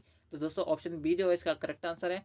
ठीक है, बढ़ते हैं नेक्स्ट क्वेश्चन तरफ। अगला जो क्वेश्चन दिया वो आपसे बताइए, फोल्डर को स्थायी रूप से मिटाने के लिए यानी परमानेंट डिलीट अगर आप करना चाहते हैं तो दोस्तों आपको यहाँ पर कौन सी शॉर्टकट यहाँ पे दबाना पड़ेगी। तो दोस्तों मैंने आपको बताया था शिफ्ट प्लस यहाँ पर डिलीट आपको दबाना पड़ेगा, यानी ऑप्शन सी जो इसका करेक्ट आंसर है। अगला जो क्वेश्चन दिया वो आपसे बताइए डीएनएस की फुल फॉर्म क्या होती है। दोस्तों मैंने आपको बताया था डीएनएस की फुल फॉर्म होती है डोमेन नेम सिस्टम।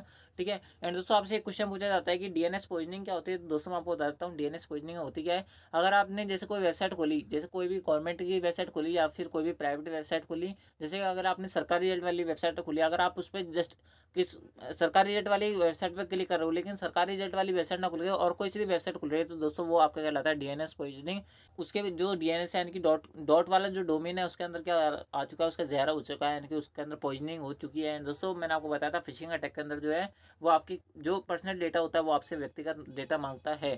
ठीक है, ध्यान रखना, मैंने आपको दोनों बता दिए, इंपॉर्टेंट है। ठीक है, आपके पेपर में छप सकते हैं मैंने। ठीक है, अगला जो क्वेश्चन दिया वो आपसे पूछा कि मेलवेयर का वह प्रकार जो हमलावर द्वारा आपके कंप्यूटर में जासूसी करने के लिए भेजा जाता है यानी कि अगर अब जो सामने वाला हैकर जो है वो आपके कंप्यूटर में जासूसी करवाना चाहते हैं तो दोस्तों आपको वहाँ पर स्पाईवेयर, मतलब कि उसने क्या भेजा है आपके कंप्यूटर के अंदर स्पाईवेयर भेजा है, यानी कि आपके यहाँ पर अटैक करने के लिए, जासूसी करने के लिए स्पाईवेयर यहाँ पर भेजा है। डीएनएस पोजिशनिंग मैंने आपको बता चुका हूँ, एंटीवायरस के बारे में बता चुका हूँ। वायरस से जो रक्षा करता है वो एंटीवायरस होता है। ट्रोजन अर्थ जो होता है वो आपका साइबर थ्रेट होता है, ध्यान रखना। अगला जो क्वेश्चन दिया वो आपसे बताइए साइबर खतरे का वह प्रकार जिसमें आपको चाहे गई वेबसाइट से दूसरी वेबसाइट पर ले जाया जाता है, जैसे कि मैंने आपको बताया वो आपका कहलाता है डीएनएस पोजिशनिंग। ठीक है, दोस्तों बहुत सारे बच्चे ऐसे होंगे अब जो वापस इसको पढ़ रहे होंगे, लेकिन मैंने आपको बोल रहा हूँ ये गलत है। काफ़ी जो क्वेश्चन है इसके अंदर ये जो आंसर लिखा हुआ है यहाँ पे गलत है, तो इसका आंसर जो है आप इस पर भ्रम में मत पड़ना कि ये सही है, क्योंकि इसके अंदर बहुत सारे क्वेश्चन जो है इसके अंदर ये गलत लिखे हुए हैं। अगला जो क्वेश्चन दिया वो आपसे बताइए कंप्यूटर कोड के साथ छेड़छाड़ करने पर कौन सी धारा लगाई जाती है। दोस्तों मैंने आपको बताया था अगर आप कंप्यूटर कोड के साथ छेड़छाड़ करते हो तो दोस्तों आपको यहाँ पे धारा 65 लगेगी। 406 धारा जो है अगर धोखाधड़ी केस में लगती है, बात भी ध्यान रखना। एंड दोस्तों IT act, Indian IT act के अंदर आईटी का मतलब होता है इन्फॉर्मेशन टेक्नोलॉजी, ये बात भी ध्यान रखना। ठीक है, अगला जो क्वेश्चन दिया वो आपसे पूछा कि धारा 406 किसके अंदर लगते हैं। तो दोस्तों मैं आपको बता दूं विश्वासघात का जो अपराध होता है उसके अंदर आपकी धारा 406 लगती है। ठीक है, उसके अंदर अगला जो क्वेश्चन दिया वो आपसे पूछा कि इंपॉर्टेंट क्वेश्चन है, ध्यान रखना कि सूचना प्रबंधन प्रणाली में निम्न में से कौन सा आईएसओ मानक होता है। दोस्तों मैं आपको बता देता हूँ आईएसओ मानक होता है वो होता है आपका ऑप्शन डी ISO 27001 जो है इसका करेक्ट आंसर है। अगला जो क्वेश्चन दिया वो आपसे पूछ रहा है कि विंडोज 10 में कौन कौन से यूजर अकाउंट होता है। दोस्तों मैं आपको बताता हूँ विंडोज 10 के अंदर आपको दो यूजर अकाउंट होता है, एक होता है आपका एडमिनिस्ट्रेटर, उसके अंदर दूसरा होता है स्टैंडर्ड, यानी कि ऑप्शन जो सी है इसका करेक्ट आंसर है एडमिनिस्ट्रेटर, और स्टैंडर्ड जो है इसका करेक्ट आंसर है। ए एंड बी दोनों सही है, यानी कि ऑप्शन सी जो है इसका करेक्ट आंसर है। ठीक है, आई होप आपको समझ बैठा होगा। अगला जो क्वेश्चन दिया वो आपसे तो पूछ रहा है कि एलसीडी प्रोजेक्टर को कंप्यूटर से जोड़ने के लिए निम्न में से कौन सी केबल इस्तेमाल करता है। तो दोस्तों मैं आपको बता दूं अगर आप अपने एलसीडी को अपने प्रोजेक्टर से कनेक्ट करना चाहते हो तो दोस्तों आपको यहाँ पर दो केबलों का इस्तेमाल करना पड़ेगा। एक करना पड़ेगा एचडीएमआई केबल का, दूसरा करना पड़ेगा वीजीए केबल का। दोनों की फुल फॉर्म मैं आपको बता देता हूँ, इंपॉर्टेंट है। इसकी फुल फॉर्म होती है हाई डेफिनेशन मल्टीमीडिया इंटरफेस, ध्यान रखना हाई डायमेंशन नहीं होता, हाई डेफिनेशन मल्टीमीडिया इंटरफेस होता है। उसका हम बात करें वीजीए की, तो वीजीए की फुल फॉर्म होती है वीडियो ग्राफिक्स एरे। ठीक है, वीडियो ग्राफिक्स एरेज की फुल फॉर्म होती है। दोस्तों आपसे दो तीन फुल फॉर्म जो आपसे पूछी जा सकती है वो है आपके लिए, जैसे एक जो है वो आपके लिए ये है कि MOOC की फुल फॉर्म क्या होती है मैं आपको बताता हूँ। MOOC की फुल फॉर्म होती है मैसिव ओपन ऑनलाइन कोर्सेज, ध्यान रखना बहुत ज़्यादा इंपॉर्टेंट है। मैसिव ओपन ऑनलाइन कोर्सेज जो होती है इसकी फुल फॉर्म होती है। ठीक है, बढ़ते हैं नेक्स्ट क्वेश्चन तरफ। अगला जो क्वेश्चन दिया वो आपसे बताइए सीडी या डीवीडी पर डाटा बनने की प्रक्रिया क्या कहलाती है। वो आपकी कहलाती है बर्निंग, जैसे कि मैंने आपको बताया। डाउनलोडिंग आप जानते ही हो, अपलोडिंग आप जानते ही हो। आप यानी कि आपने जब भी अपना जॉब वैकेंसी का फॉर्म अप्लाई करते हो दोस्तों आप क्या करते हो, अपने जो डॉक्यूमेंट है उस पर अपलोड करते हो। डाउनलोडिंग आप जानते हो, कोई मूवी वगैरह डाउनलोड करते हो वो आपकी डाउनलोडिंग कहलाती है। बूटिंग मैंने आपको बता दी थी कि कंप्यूटर को ऑन करने की प्रक्रिया बूटिंग कहलाती है। बात करें सीडी और डीवीडी की फुल फॉर्म क्या होती है, तो सीडी की फुल फॉर्म होती है कॉम्पैक्ट डिस्क। उसके अंदर सीडी के अंदर भी आपको दो मिल जाती है, एक मिलती है RW, एक मिलती है आर की फुल फॉर्म होती है रीडेबल। उसके अंदर डब्ल्यू भी दिख गया तो राइटेबल इसकी फुल फॉर्म होती है, यानी सीडी आर की फुल फॉर्म होती है कॉम्पैक्ट डिस्क रीडेबल राइटेबल। उसकी हम बात करें डीवीडी की, तो डीवीडी की दो फुल फॉर्म हो सकती है, होती है डिजिटल वीडियो डिस्क, एक होती है डिजिटल वर्सेटाइल डिस्क। ठीक है, दोनों इंपॉर्टेंट है, आप ध्यान रखना इसको। अगला जो क्वेश्चन दिया वो आपसे पूछा कि डेटा नेटवर्क में डेटा ट्रांसफर की गति को मापा जाता है। अगर नेटवर्क में डेटा ट्रांसफर करना है तो दोस्तों उसको मापा जाता है आपके बीट पर सेकंड में, यानी कि ऑप्शन जो बी है। ऑप्शन जो सी है इसका करेक्ट आंसर है। डीपीआई यानी कि डॉट पर इंच के अंदर आपकी कंप्यूटर की जो गुणवत्ता होती है, आपकी जो प्रिंटर होता है उसकी गुणवत्ता नापी जाती है डीपीआई के अंदर, ध्यान रखना। कंप्यूटर का जो रेजोल्यूशन होता है वो आपके हर्ट्ज के अंदर नापा जाता है, ये बात भी ध्यान रखना। ठीक है, हर्ट्ज के अंदर आपका कंप्यूटर का रिजोल्यूशन नापा जाता है। अगला जो क्वेश्चन दिया है वो आपसे पूछा है, खालिस्तान एक विशेष प्रकार की सुरक्षा प्रणाली है जो बाहरी खतरा के खिलाफ किसी संगठन के नेटवर्क की सुरक्षा के लिए डिजाइन किया गया था। दोस्तों इसका जो करेक्ट आंसर होगा वो होगा आपका फायरवॉल। जैसे मैंने आपको बताया, कोई भी बाहरी खतरे से यानी कि नेटवर्क से जो रक्षा करता है आपकी कंप्यूटर की, वो आपका कहलाता है फायरवॉल, यानी कि ऑप्शन सी जो है इसका करेक्ट आंसर है। अगला जो क्वेश्चन दिया है वो आपसे पूछा है, अगर कोई कंप्यूटर चालू है लेकिन सिस्टम रीसेट पर प्रतिक्रिया नहीं देता और आमतौर पर इसे क्या कहा जाता है, तो दोस्तों उसको कहा जाता है आपके हैंग।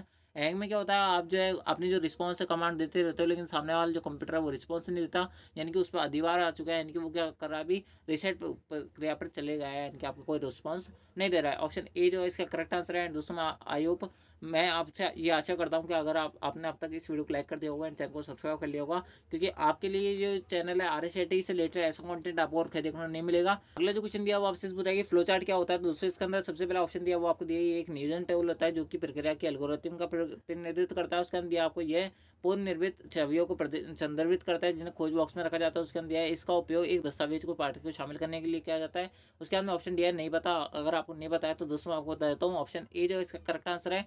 ये न्यूजन टूल होता है जो कि प्रक्रिया की एल्गोरिथम का प्रतिनिधित्व करता है, यानी कि ऑप्शन ए जो इसका करेक्ट आंसर। अगला जो क्वेश्चन दिया वो आपसे पूछा कि MS एक्सेल में यदि किसी सेल की सामग्री बड़ी है और सेल में हम सभी सामग्री को एक साथ दिखाना चाहते हो तो दोस्तों आप इसका अंदर किसका यूज़ करोगे, तो दोस्तों मैं आपको बता देता हूँ, अगर आपको एक सेल है, ठीक है, इसके अंदर बहुत बड़ा मैटर लिखा हुआ है, अगर आप उसको एक ही सेल के अंदर दिखाना चाहते हो तो दोस्तों आपको यहाँ पर किसका इस्तेमाल करना पड़ेगा, इसके अंदर आपको करना पड़ेगा रैप टेस्ट का, ठीक है, रैप टेक्स्ट का यहाँ पर इस्तेमाल करना पड़ेगा, यानी कि यहाँ पर न्यू सेल आपका नहीं लेना है आपको, ठीक है। उसके बाद यहाँ पर आपको दिया लेआउट का, उसके अंदर दिया आपको फिट सेल का, उसके अंदर दिया रैप टेक्स्ट का, तो रैप टेक्स्ट जो है इसका करेक्ट आंसर है, ठीक है, ऑप्शन डी जो है इसका करेक्ट आंसर। अगला जो क्वेश्चन दिया वो आपसे पूछा है सूचना सुरक्षा के प्रमाणीकरण के सबसे उपयुक्त आपको विकल्प चुनना है, तो दोस्तों इसके अंदर सबसे पहले ऑप्शन दिया सूचना केवल उन्हीं लोगों के पास उपलब्ध होनी चाहिए जिनके पास इसका अधिकार है। उसके अंदर आपको सूचना केवल उन लोगों द्वारा संशोधित की जानी चाहिए जो ऐसा करने के लिए अधिकृत है। उसके अंदर ये प्रेषक के पहचान को साबित करने में मदद करता है। दोस्तों ऑप्शन डी है, उपरोक्त में से कोई नहीं, तो दोस्तों इसका जो करेक्ट आंसर होगा वो होगा ऑप्शन बी, सूचना केवल उन लोगों से संशोधित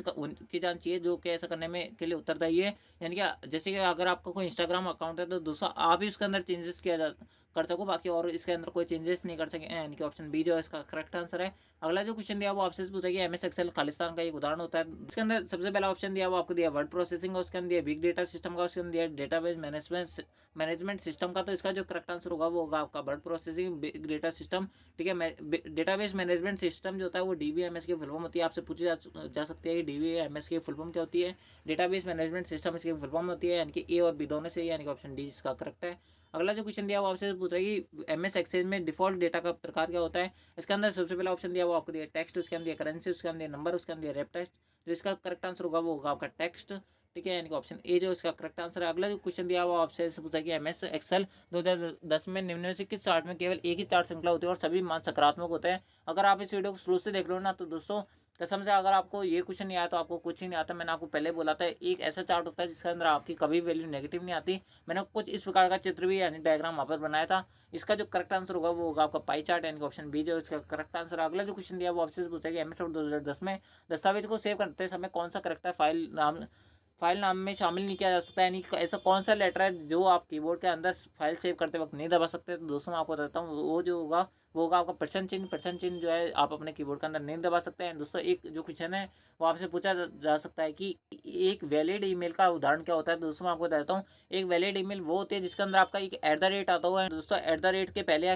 पूरी ईमेल आईडी के अंदर कहीं पे भी आपका बैक स्पेस यानी कि स्पेस बार नहीं आता, वो आपकी वैलिड ईमेल होती है, ठीक है, ध्यान रखना। @ आता हो और स्पेस बार नहीं आता वो आपकी वैलिड ईमेल होती है। उसके अंदर अगला जो ऑप्शन दिया वो आपसे ऐसे पूछा है कि MS एक्सेल 2010 में प्राथमिक कुंजी यानी कि प्राइमरी कुंजी का उपयोग किया जाता है, सबसे उपयुक्त विकल्प को आपको चयन करना है। तो दोस्तों आपको बताता हूँ इसके अंदर आपको ये जानकारी पुनर्प्राप्ति को तेजी बनाता है उसके अंदर, क्योंकि ये प्राथमिक कुंजी स्वचालित रूप से अनुक्रमित होती है, ऑप्शन ए ठीक है। अगला जो दिया वो आपसे पूछाएगी प्राथमिक कुंजी का उपयोग रिकॉर्ड स्वचालित रूप से चार्ट किया जा सकता है। उसके अंदर आपको ऑप्शन सी दिया है ये टेबल के अंदर डुप्लीकेट डेटा के प्रवेश को बचाता है। तो दोस्तों ऑप्शन सी भी ठीक है, यानी ऑप्शन जो डी है इसका करेक्ट आंसर है। आई होप आपने ऑप्शन डी दिया होगा। अगला जो क्वेश्चन दिया वो आपसे पूछाएगी विंडोज 10 के अंदर कौन सा इनबिल्ट हमें एक स्क्रीन पर 4 विंडोज तक स्थानांतरित करने की अनुमति देता है। तो दोस्तों इसके अंदर सबसे पहला ऑप्शन दिया वो आपको दिया असिस्ट, उसके अंदर स्क्रीन असिस्ट, उसके अंदर आपको स्नैप असिस्ट, उसके अंदर आई डोंट नो। तो दोस्तों मैं आपको बताता हूँ, अगर आप नहीं जानते तो दोस्तों मैं आपको बता दूँ स्नैप असिस्ट जो होता है आपकी एक जो विंडो होती है उसको 4 भागों में बाँट सकता है और उसके बाद में ये स्क्रीनशॉट आपको लेने में काम आता है। यानी कि ऑप्शन जो सी है इसका करेक्ट आंसर है। आई होप आपने ऑप्शन सी दिया होगा। अगला जो क्वेश्चन दिया हुआ आपसे पूछा है कि पावर पॉइंट दृश्य में जो केवल एक पार्ट और शीर्षक और बुलेट प्रदर्शित करता है वो आपका क्या कहलाता है? दोस्तों वो आपका कहलाता है आउटलाइन व्यू। यानी कि ऑप्शन जो सी है इसका करेक्ट आंसर है। आई होप आपने ऑप्शन सी दिया होगा। एंड दोस्तों अगर आपने वीडियो को अब तक लाइक नहीं किया तो वीडियो को लाइक कर देना, चैनल को सब्सक्राइब कर लेना, क्योंकि आपको आरएसएटी से रिलेटेड ऐसे कंटेंट और कहीं देखने को नहीं मिलेगा। एंड दोस्तों अगर आपके पास अभी भी टाइम रह जाता है तो दोस्तों आप जो है पुरानी वाली मैराथन क्लास जरूर ले लेना। अगला जो क्वेश्चन दिया हुआ वो आपसे पूछेगी एमएस एक्सेल में खालिस्तान पंक्ति और स्तंभों का प्रतिच्छेदन होता है। यानी कि एमएस एक्सेल के अंदर जो आपकी पंक्ति यानी कि जो रोज होती है उसके अंदर जो आपके कॉलम्स होते हैं उनका प्रतिच्छेदन क्या कहलाता है? उनका प्रतिच्छेदन कहलाता है आपका सेल कहलाता है। उनका प्रतिच्छेदन क्या कहलाता है? आपका सेल कहलाता है। लेकिन आपसे क्वेश्चन जो है वो आपसे पूछा जा सकता है कि वैलिड सेल एड्रेस कौन सा होता है? तो दूसरा मैं आपको बताता हूँ, एक वैलिड सेल एड्रेस वो होता है जिसके अंदर आपका सबसे पहले एक वेरिएबल आता हो, उसके अंदर आपका कोई नंबर आता हो, वो आपका वैलिड सेल एड्रेस कहलाता है। ये ध्यान रखना हमेशा जो है इसके बीच में कभी भी कुछ नहीं आएगा। एंड दोस्तों कुछ भी नहीं आएगा इसके बीच में, ध्यान रखना है। एंड दोस्तों अगर आपको दो सेलों के बीच में एड्रेस बताना है तो दोस्तों उन दोनों के बीच में विसर्ग आता है। हिंदी के अंदर बात करें तो यहाँ पर आपको क्या आता है? विसर्ग आता है। E1 और E10 जो है इस प्रकार से आपके दो सेलों के बारे में लिखा जाता है। कभी भी इनके बीच में कुछ और नहीं आएगा और इन दोनों के बीच में कुछ नहीं आएगा। सबसे पहले आपका वेरिएबल आएगा, उसके अंदर एक नंबर आएगा। नंबर को इतना भी पीछे तक हो सकता है, 2 3 4 6 8 कुछ भी हो सकता है। इधर जो है आपकी कितनी भी बड़ी संख्या हो सकती है, लेकिन आपका हमेशा एक वेरिएबल आएगा, उसके अंदर एक नंबर आएगा। एंड विसर्ग से आपके दो जो सेल है वो आपकी क्या हो जाती है? विभाजित होती है, अलग होती है। यानी कि ऑप्शन जो बी है इसका करेक्ट आंसर है। अगला जो क्वेश्चन दिया वो आपसे पूछाएगी ऑप्टिकल डिस्क का उदाहरण होता है। ऑप्टिकल डिस्क का उदाहरण होता है इसके अंदर सबसे पहला ऑप्शन दिया वो आपको दिया हार्ड डिस्क, उसके अंदर प्रिंटर, उसके अंदर रैम, उसके अंदर सीडीआर। का जो करेक्ट आंसर होगा वो होगा आपका सीडीआर। ठीक है, उसके अंदर बात करें ब्लू रे डिस्क भी आपकी होती है, ऑप्टिकल डिस्क होती है। उसके अंदर चुंबकीय डिस्क जो होती है वो आपकी हार्ड डिस्क होती है। इसके अंदर बात करें प्रिंटर की जो गुणवत्ता होती है वो डीपीआई के अंदर मापी जाती है। रैम जो होती है रैंडम एक्सेस मेमोरी की फुल फॉर्म होती है। रोम की फुल फॉर्म होती है रीड ओनली मेमोरी। ठीक है, सीडीआर की फुल फॉर्म मैं आपको बता चुका हूँ, कॉम्पैक्ट डिस्क रीडेबल इसकी फुल फॉर्म होती है। ठीक है, यानी कि ऑप्शन जो डी है इसका करेक्ट आंसर है। अगला जो क्वेश्चन दिया वो आपसे पूछेगी एमएस वर्ड 2010 में प्रश्न संख्या और शब्द गणना दस्तावेज की भाषा को प्रदर्शित करता है। यानी कि मैंने आपको बताया था एमएस वर्ड के अंदर जो सबसे नीचे जो पेज नंबर वगैरह आपके वर्ड की संख्या जो बताता है वो आपका क्या कहलाता है? वो आपका कहलाता है स्टेटस बार। इसके अंदर सबसे जो ऑप्शन जो डी दिया वो उसका करेक्ट आंसर है। बात करें टास्क बार मैंने आपको बता दिया था। टास्क बार मैंने आपको बता दिया था। डेस्कटॉप जो होता है उसके अंदर जो जहाँ पर आपके स्टार्ट बटन और जो आपका टाइम वगैरह दिखता है वो आपका टास्क बार कहलाता है। टाइटल बार जो होता है सबसे ऊपर होता है जिसके अंदर मिनिमाइज, मैक्सिमाइज और क्लोज का बटन दबता है। ठीक है, मिनिमाइज और मैक्सिमाइज की जो आपकी शॉर्टकट की होती है वो आपकी होती है विंडोज प्लस डी। ध्यान रखना विंडोज का साइन दबाओगे प्लस डी का साइन दबाओगे तो मिनिमाइज और मैक्सिमाइज होता है। एड्रेस बार के अंदर आपका यूआरएल होता है, यह बात ध्यान रखना। अगला जो क्वेश्चन दिया वो आपसे पूछेगी एमएस एक्सेल में फॉर्मूला शुरू होने से पहले लगता है। दोस्तों अगर आपको एमएस एक्सेल में फॉर्मूला करना है तो दोस्तों आपको यहाँ पर बराबर का साइन दबाना पड़ेगा, यानी ऑप्शन सी जो इसका करेक्ट आंसर है। अगला जो क्वेश्चन दिया वो आपसे पूछेगी एमएस पावर पॉइंट में स्मार्ट आर्ट ग्राफिक्स का ऑप्शन मिलता है। तो दोस्तों स्मार्ट आर्ट ग्राफिक्स का जो ऑप्शन मिलता है वो आपको मिलता है इंसर्ट टाइप के अंदर, यानी कि ऑप्शन जो बी है इसका करेक्ट आंसर है। अगला जो क्वेश्चन दिया वो आपसे पूछेगी एक बाइट में कितने बिट होता है? तो दोस्तों मैं आपको बता देता हूँ, एक बाइट के अंदर आपके 8 बिट होते हैं, यानी कि ऑप्शन जो बी है इसका करेक्ट आंसर है। दोस्तों ध्यान रखना कि 1 KB बराबर 1024 बाइट होता है। ध्यान रखना 1000 KB यानी कि 1 KB बराबर 1024 बाइट होता है और 1 MB बराबर 1024 KB होती है। ध्यान रखना, इंपॉर्टेंट क्वेश्चन है। अगला जो क्वेश्चन दिया वो आपसे पूछेगा HTML का उपयोग खालिस्तान बनाने में क्या आता है? दोस्तों HTML के द्वारा आपका क्या बनता है? एक वेब पेज बनता है, इनकी एक वेबसाइट बनती है। ठीक है, अगला जो क्वेश्चन दिया वो आपसे पूछेगी आधार एनरोलमेंट संख्या और अन्य विवरण के साथ में एक अन्य स्लिप प्रिंट दी जाती है, उसको क्या कहा जाता है? कि अगर आपने आधार कार्ड बनाते हो दोस्तों आपको एक स्लिप मिलती है, उस स्लिप को क्या कहा जाता है? दोस्तों उस स्लिप को कहा जाता है एक्नॉलेजमेंट। ठीक है, इनके ऑप्शन ए जो इसका करेक्ट आंसर। अगला जो क्वेश्चन दिया वो आपसे पूछ रहा है कि पैन का ऑनलाइन आवेदन कहाँ से कर सकते हो? मैंने आपको बताया था पैन का जहाँ पे भी नाम आ जाए आपको आंख मिच के NSDL लगा देना है। वहाँ पर यहाँ पर देख सकते हो NSDL कहाँ पर है, यानी कि ऑप्शन ए जो इसका करेक्ट आंसर है। NVSP से आप मतदाता बनते हो, इसी से आप कुछ नहीं बनते हो। उसके बाद में DBMS के फुल फॉर्म मैंने आपको बताया था, DBMS की फुल फॉर्म होती है डाटाबेस मैनेजमेंट सिस्टम। ठीक है दोस्तों, अब तो आपको हमारी मेहनत के लिए एक लाइक का बटन जरूर से दबाना चाहिए। उसका हम अगला जो क्वेश्चन दिया वो आपसे बताइए नया पैन कार्ड बनवाने के लिए आप भुगतान कर सकते हो। भुगतान अगर आपको करना है, अगर पैन कार्ड बनवाने के लिए अगर आप भुगतान करना चाहते हो तो दोस्तों आप जो है इंटरनेट बैंकिंग का इस्तेमाल कर सकते हो, इंटरनेट बैंकिंग कर सकते हो, डेबिट कार्ड का कर सकते हो, क्रेडिट कार्ड कर सकते हो, यानी कि ऑप्शन जो डी है जिसके अंदर आपको दिया हुआ उपरोक्त सभी जो इसका करेक्ट आंसर है। ठीक है, अगला जो क्वेश्चन दिया वो आपसे पूछ रहा है कि ITR बनने ऑनलाइन बनने के लिए पूर्व आवश्यक है। अगर आपको ITR बननी है तो दोस्तों यहाँ पर आपको सबसे पहले क्या करनी होगी? बैंक का विवरण चाहिए होगा, उसके अंदर फॉर्म 16 चाहिए होगा। ध्यान रखना फॉर्म यहाँ पर 16 चाहिए। एंड दोस्तों फॉर्म 49 किसमें चाहिए आप हमें कमेंट में बताना, मैं आपको बता देता हूँ, फिर बता देता हूँ। फॉर्म 49A जो है वो आपके पैन कार्ड आवेदन के लिए इस्तेमाल होता है। उसके अंदर पिछले साल की रिटर्न की जो फोटोकॉपी होती है वो आपकी ITR के अंदर काम आती है। ITR की फुल फॉर्म होती है इनकम टैक्स रिटर्न। ध्यान रखना इनकम टैक्स रिटर्न जो होती है वो ITR की फुल फॉर्म होती है। अगला जो क्वेश्चन दिया वो आपसे पूछा कि ITR को सफलतापूर्वक प्रस्तुत करने के लिए प्रदर्शित करना होगा। मतलब इस क्वेश्चन के अंदर आपसे पूछा कि अगर आपकी ITR बढ़ जाती है तो दोस्तों आपको कौन सा फॉर्म आपको मिल जाएगा, तो दोस्तों वो आपको मिलेगा ITR वी का मतलब होता है यहाँ पर वेरीफाई। ठीक है, ध्यान रखना। अगला जो क्वेश्चन दिया वो आपसे पूछ रहा है कि एंड दोस्तों मैं आपको बता दूं एंड दोस्तों मैं आपको बताता हूँ, जैसे आपके जो ITR वेरीफाई होती है उसके अंदर जो आपका ITR का जो वो होता है, मतलब कि जो स्लिप होती है वो आपकी ईमेल आईडी पे पहुंचा दी जाती है। ध्यान रखना मोबाइल पे नहीं आएगी, ईमेल आईडी पर आती है। अगला जो क्वेश्चन दिया वो आपसे पूछा है DSC का नाम क्या होता है, तो DSC की फुल फॉर्म होती है डिजिटली साइंड सर्टिफिकेट। जैसे कि आपका मूल निवास बोनाफाइड जो बनता है उसके भी नीचे जो हरा कलर का साइन होता है वो राजी साइन कहलाता है, डिजिटल साइंड सर्टिफिकेट वो कहलाया जाता है। यानी कि ऑप्शन ए जो है इसका करेक्ट आंसर है। अगला जो क्वेश्चन दिया वो आपसे पूछ रहा है कि CPC का पूर्ण नाम क्या होता है, तो CPC की फुल फॉर्म होती है कमांड प्रोसेसिंग सेंटर, यानी कि ऑप्शन जो बी है इसका करेक्ट आंसर है। सेंटर प्रोसेसिंग यूनिट CPU की फुल फॉर्म होती है। कंप्यूटर दिमाग कहलाता है, आपको नॉर्मल चीज़ है, आपको पता होगा। PSC की फुल फॉर्म क्या होती है, PSC की फुल फॉर्म होती है पासवर्ड सेवा केंद्र, यानी कि ऑप्शन ए जो इसका करेक्ट आंसर है। ठीक है, एंड दोस्तों मैं आपको एक फुल फॉर्म एक शॉर्टकट ये बता देता हूँ जो अभी मेरे दिमाग में लेटेस्ट में आई है कि जो आपसे पूछी जा सकती है, वो है आपके लिए हाइपरलिंक की शॉर्टकट की आपको बतानी Ctrl+K होती है। ध्यान रखना Ctrl+S से आपके हाइपरलिंक नहीं आती, ये बात ध्यान रखना। ठीक है, अगला जो क्वेश्चन दिया वो आपसे पूछा है कंप्यूटर सिस्टम में डाटा क्या होता है। दोस्तों मैं आपको बताया था कच्चा तथ्य जो होता है वो आपका डाटा होता है, यानी कि जो आपकी सूचना बनने से पहले जो आपका मटेरियल होता है, कच्चा भाग जो होता है वो आपका क्या कहलाता है, डाटा कहलाता है। रूफ एक्स लेटर जैसे होता है वो आपके क्या कहलाते हैं, डाटा कहलाते हैं। दोस्तों इसके अंदर सबसे पहला ऑप्शन दिया वो आपको दिया है ये, इसमें कीबोर्ड माउस मॉनिटर आज शामिल होता है, नहीं होता क्योंकि ये इनपुट यानी कि एक हार्डवेयर ड्राइव होते हैं, यानी कि हार्डवेयर डिवाइस होते हैं। उसका हम ये इसमें प्रोसेसर मुख्य और द्वितीय मेमोरी पावर सप्लाई आदि शामिल होता है, बिल्कुल होता है। इसका अंदर एक प्रोग्राम का सेट होता है, ये भी नहीं होता है, यानी कि ऑप्शन डी भी गलत है, यानी कि ऑप्शन बी जो है इसका करेक्ट आंसर है। अगला जो क्वेश्चन दिया वो आपसे पूछ रहा है क्यूआर क्या होता है। अगर आपने पेटीएम का क्यूआर कोड कभी स्कैन किया होगा तो आपको पता होगा क्यूआर की फुल फॉर्म होती है क्विक रिस्पॉन्स, यानी कि ऑप्शन जो ए है इसका करेक्ट आंसर है। ठीक है, एंड दोस्तों अगला जो क्वेश्चन दिया वो आपसे पूछा है कि ऑनलाइन जॉब की तलाश में आप किस माध्यम में कर सकते हैं, यानी कि ऑनलाइन जॉब आप पे ढूंढ सकते हैं। दोस्तों इसके अंदर सबसे पहला ऑप्शन दिया वो आपको दिया monster.com, उसके अंदर दिया क्रोम, उसके अंदर दिया टेक्चर.com, उसके अंदर दिया गूगल ड्राइव। तो इसका जो करेक्ट आंसर होगा वो होगा आपका monster.com।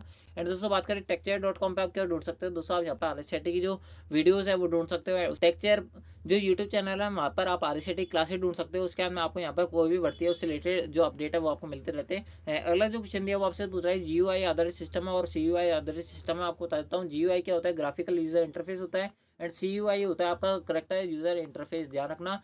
ठीक है, एंड दोस्तों इसका जो करेक्ट आंसर होगा वो होगा आपका विंडोज 7 एंड MS DOS जो है इसका करेक्ट आंसर है। विंडोज 7 जो है वो आपके GUI पर आधारित है और CUI पर आपका MS DOS आधारित है। अगला दोस्तों लास्ट एंड फाइनल क्वेश्चन जो आपको दिया है वो आपसे पूछा है कि प्रोटोकॉल विभिन्न होस्ट के बीच ईमेल सुविधा प्रदान करता है। तो दोस्तों वो आपका जो प्रदान करता है वो आपका कहलाता है आपका SMTP, यानी कि सिंपल मेल ट्रांसफर प्रोटोकॉल। मैं आपको बता देता हूँ, अगर आपको किसी को भी मेल भेजनी है, ठीक है, तो मेल भेजने के लिए आपको जो प्रोटोकॉल वहाँ पे फॉलो हो रहा होता है वो होता है simple mail transfer protocol. And दोस्तों अगर आपको कोई ईमेल आ रही है और वो उसको आप डाउनलोड कर रहे हो तो दोस्तों वहाँ पर आपको प्रोटोकॉल फॉलो हो रहा होता है, वो हो रहा होता है आपका POP3, यानी कि पोस्ट ऑफिस प्रोटोकॉल जो होता है वो वहाँ पर फॉलो हो रहा होता है। ठीक है, ध्यान रखना। बात करें FTP की, तो FTP की फुल फॉर्म होती है फाइल ट्रांसफर प्रोटोकॉल। उसके बाद में एनक्रिप्शन SSL भी जो है वो आपके MS आउटलुक से संबंधित है, यानी कि ऑप्शन जो इस क्वेश्चन के बारे में बात करें तो ऑप्शन जो डी है इसका करेक्ट आंसर है। ये तो आपके RCT के टॉप 100+ मोस्ट इंपॉर्टेंट क्वेश्चन मैंने आपको कराने की कोशिश करी है। एंड दोस्तों अब बात करते हैं आपके लिए इंपॉर्टेंट फुल फॉर्म जो कि आपके एग्जाम में पूछी जा सकती है। दोस्तों सबसे पहले बात करते हैं आपके लिए इंपॉर्टेंट फुल फॉर्म जो आपके एग्जाम में पूछी जा सकती है। इसके अंदर सबसे पहले जो फुल फॉर्म दिया वो आपको दिया EVM की, तो EVM की फुल फॉर्म मैं आपको बता देता हूँ। मैं इनके बारे में ज़्यादा डिटेल नहीं बताऊंगा, आपको सीधी फुल फॉर्म बता देता हूँ। EVM की फुल फॉर्म होती है इलेक्ट्रॉनिक वोटिंग मशीन, वोटिंग के काम आती है। उसके अंदर DPI की फुल फॉर्म होती है डॉट प्रिंस। उसके अंदर करें URL की फुल फॉर्म होती है यूनिफॉर्म रिसोर्स लोकेटर। OTP की फुल फॉर्म होती है वन टाइम पासवर्ड।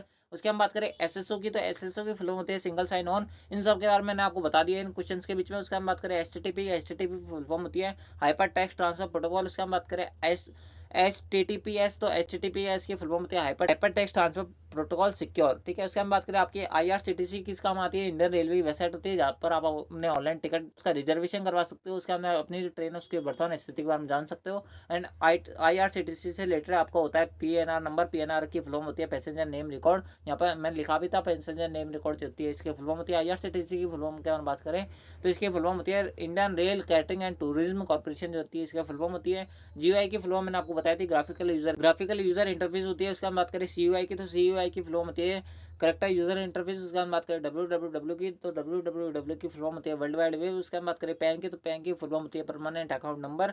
उसके हम बात करें जीपीएस की, तो जीपीएस की फुल फॉर्म बहुत सारे बच्चे गूगल प्ले स्टोर लगाएंगे, लेकिन ये गलत है। जीपीएस की फुल फॉर्म होती है ग्लोबल पोजीशन सिस्टम। उसके हम बात करें एनवीएसपी, एनवीएसपी की फुल फॉर्म होती है नेशनल वोटर सर्विसेज पोर्टल। उसके हम बात करें एसएमएस, तो एसएमएस की फुल फॉर्म होती है शॉर्ट मैसेज सर्विस। उसके हम बात करें एचडीडी की, तो एचडीडी की फुल फॉर्म होती है हार्ड डिस्क ड्राइव। उसके हम बात करें एचडीडी, एचडीडी की फुल फॉर्म होती है सॉलिड डिस्क ड्राइव। एंड दोस्तों जो डीवीडी की फुल फॉर्म होती है वो होती है, डीवीडी की दो फुल फॉर्म होती है, वो होती है आपकी digital video disc, digital versatile disc. उसके हम बात करें बीसीसी की, तो बीसीसी की फुल फॉर्म होती है blind carbon copy. And CC की फुल फॉर्म होती है कार्बन कॉपी। ठीक है, तो दोस्तों ये थी आपकी 20 plus most important full form जो आपके एग्जाम में पूछी जा सकती है। एंड दोस्तों आज की इस मैराथन क्लास के अंदर आप बस इतना ही है। एंड दोस्तों अगर इस क्लास को शुरू से एंड तक देखा है तो मैं आपकी गारंटी देता हूँ कि आपकी 75% से नीचे नहीं बनेगी। और दोस्तों अगर आप इस वीडियो को शुरू से देखते हैं, यानी कि अगर आप हमारी जो क्लास है वो शुरू से लेते हैं, तो दोस्तों आपकी गारंटी देता है कि 90% से नीचे नहीं बनती। एंड दोस्तों आपको बहुत सारे क्वेश्चन आपके एग्जाम में एज इट इज छपे मिलेंगे। ठीक है, तो दोस्तों आप सबको आपके जो एग्जाम है उस सब के लिए टेक चेयर यानी कि मेरी तरफ से, यानी कि राहुल अग्रवाल की तरफ से आपको ऑल द बेस्ट। एंड दोस्तों आपका एग्जाम अच्छा हो, मैं आपसे ये आशा करता हूँ। एंड दोस्तों आपके कितने क्वेश्चन सही हुए हैं इसके अंदर से, वो भी आप हमें कमेंट में जरूर बताना। एंड दोस्तों आपका पेपर कैसे हुआ वो आप हमें कमेंट में जरूर बताना। Thanks for watching, thank you. And channel को सब्सक्राइब कर लेना, क्योंकि आपको जो है RSCIT की 11 बजे तक हम आपको आपकी जो RSCIT की जो आंसर की है वो प्रोवाइड करवा देंगे। तो मिलते हैं RSCIT की आंसर की वाली वीडियो के अंदर। जब तक ले जय हिंद, जय भारत, जय हिंदुस्तान। एंड तो सबको बेस्ट ऑफ लक आपके एग्जाम के लिए। For watching, thank you.